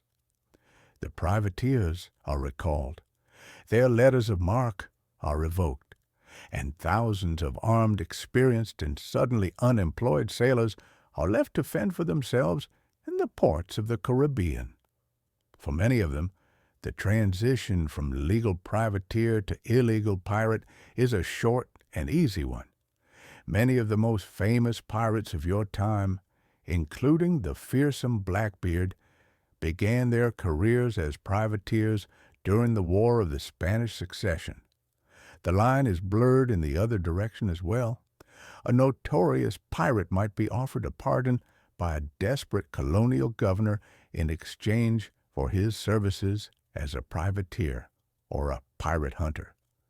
The infamous Captain Henry Morgan, who terrorized the Spanish Main in the 17th century, ended his career as the lieutenant governor of Jamaica, a wealthy and respected member of the colonial establishment. And then there is the strange case of Captain William Kidd, a respectable Scottish sea captain who was commissioned by the English government to hunt pirates in the Indian Ocean. But after a series of misfortunes and a mutinous crew, he turned to piracy himself. He was eventually captured, tried, and hanged in London, his body left to rot in a gibbet over the River Thames as a warning to all sailors. He went from pirate hunter to pirate, from hero to villain, a victim of the treacherous, shifting politics of the time. You begin to see that piracy is not just a matter of crime and punishment. It is a matter of politics, of economics, of war and peace. You are not just a common thief. You are a pawn in a much larger game, a game played by kings and queens, by empires and nations. And the rules of that game can change at any moment. Today's hero can be tomorrow's villain. Today's patriot can be tomorrow's pirate. And the only thing that truly matters is which flag you are flying when the cannons begin to fire. So, how was your day? You've woken up in filth, relieved yourself into the ocean, brushed your teeth with wishful thinking, and eaten food that would be condemned by any modern health inspector. You've nearly passed out from hunger, worked until your spine cried for mercy, and scratched your way through itchy, flea-ridden wool. You've sworn allegiance to a band of outlaws, witnessed the brutal democracy of the pirate code, and seen a man condemned to a slow, lonely death for stealing a few coins. You've felt the terror of battle, the thrill of plunder, and the drunken chaos of a pirate haven. You've seen the noose tightening around this entire way of life. Welcome to a single day in the golden age of piracy. Still dreaming of a pirate's life for you? The golden age of piracy was not a romantic adventure. It was not a fairy tale. It was a desperate, violent, and short-lived rebellion against a world of crushing poverty, brutal inequality, and institutionalized tyranny. The men who raised the black flag were not heroes. They were not charming rogues. They were, for the most part, damaged, desperate, and dangerous men who chose a short life of violent freedom over a long life of quiet servitude. They created a world that was, in its own strange, brutal way, more just and more democratic than the one they had left behind. But it was a world built on theft and sustained by violence. And in the end, the forces of order, of empire, and of capital were simply too powerful to resist. But the idea of the pirate, the dream of the black flag, has never died. It lives on in our stories, our movies, our songs, and our imaginations. It is the dream of ultimate freedom, of a life without masters, of a world where you make your own rules and answer to no one. It is a powerful, seductive dream, but it is just that, a dream. So tonight, as you lie in your clean, comfortable, climate-controlled bed with a full stomach, a flush toilet down the hall, and no fear of being keel-hauled, take a moment. Appreciate the quiet, the safety, the simple, boring, miraculous luxury of your modern life. Say a quiet thank you to your ancestors who endured worlds of hardship, filth, and violence so that you would not have to. And as you drift off, let the gentle rocking of the ship carry you away. The sea is calm now, the cannons are silent. The ghosts of the brethren of the coast have faded into the mist. There is only the sound of the waves, the whisper of the wind in the sails, and the deep, peaceful, and profound silence of a long-lost world. Sleep well, you've earned it.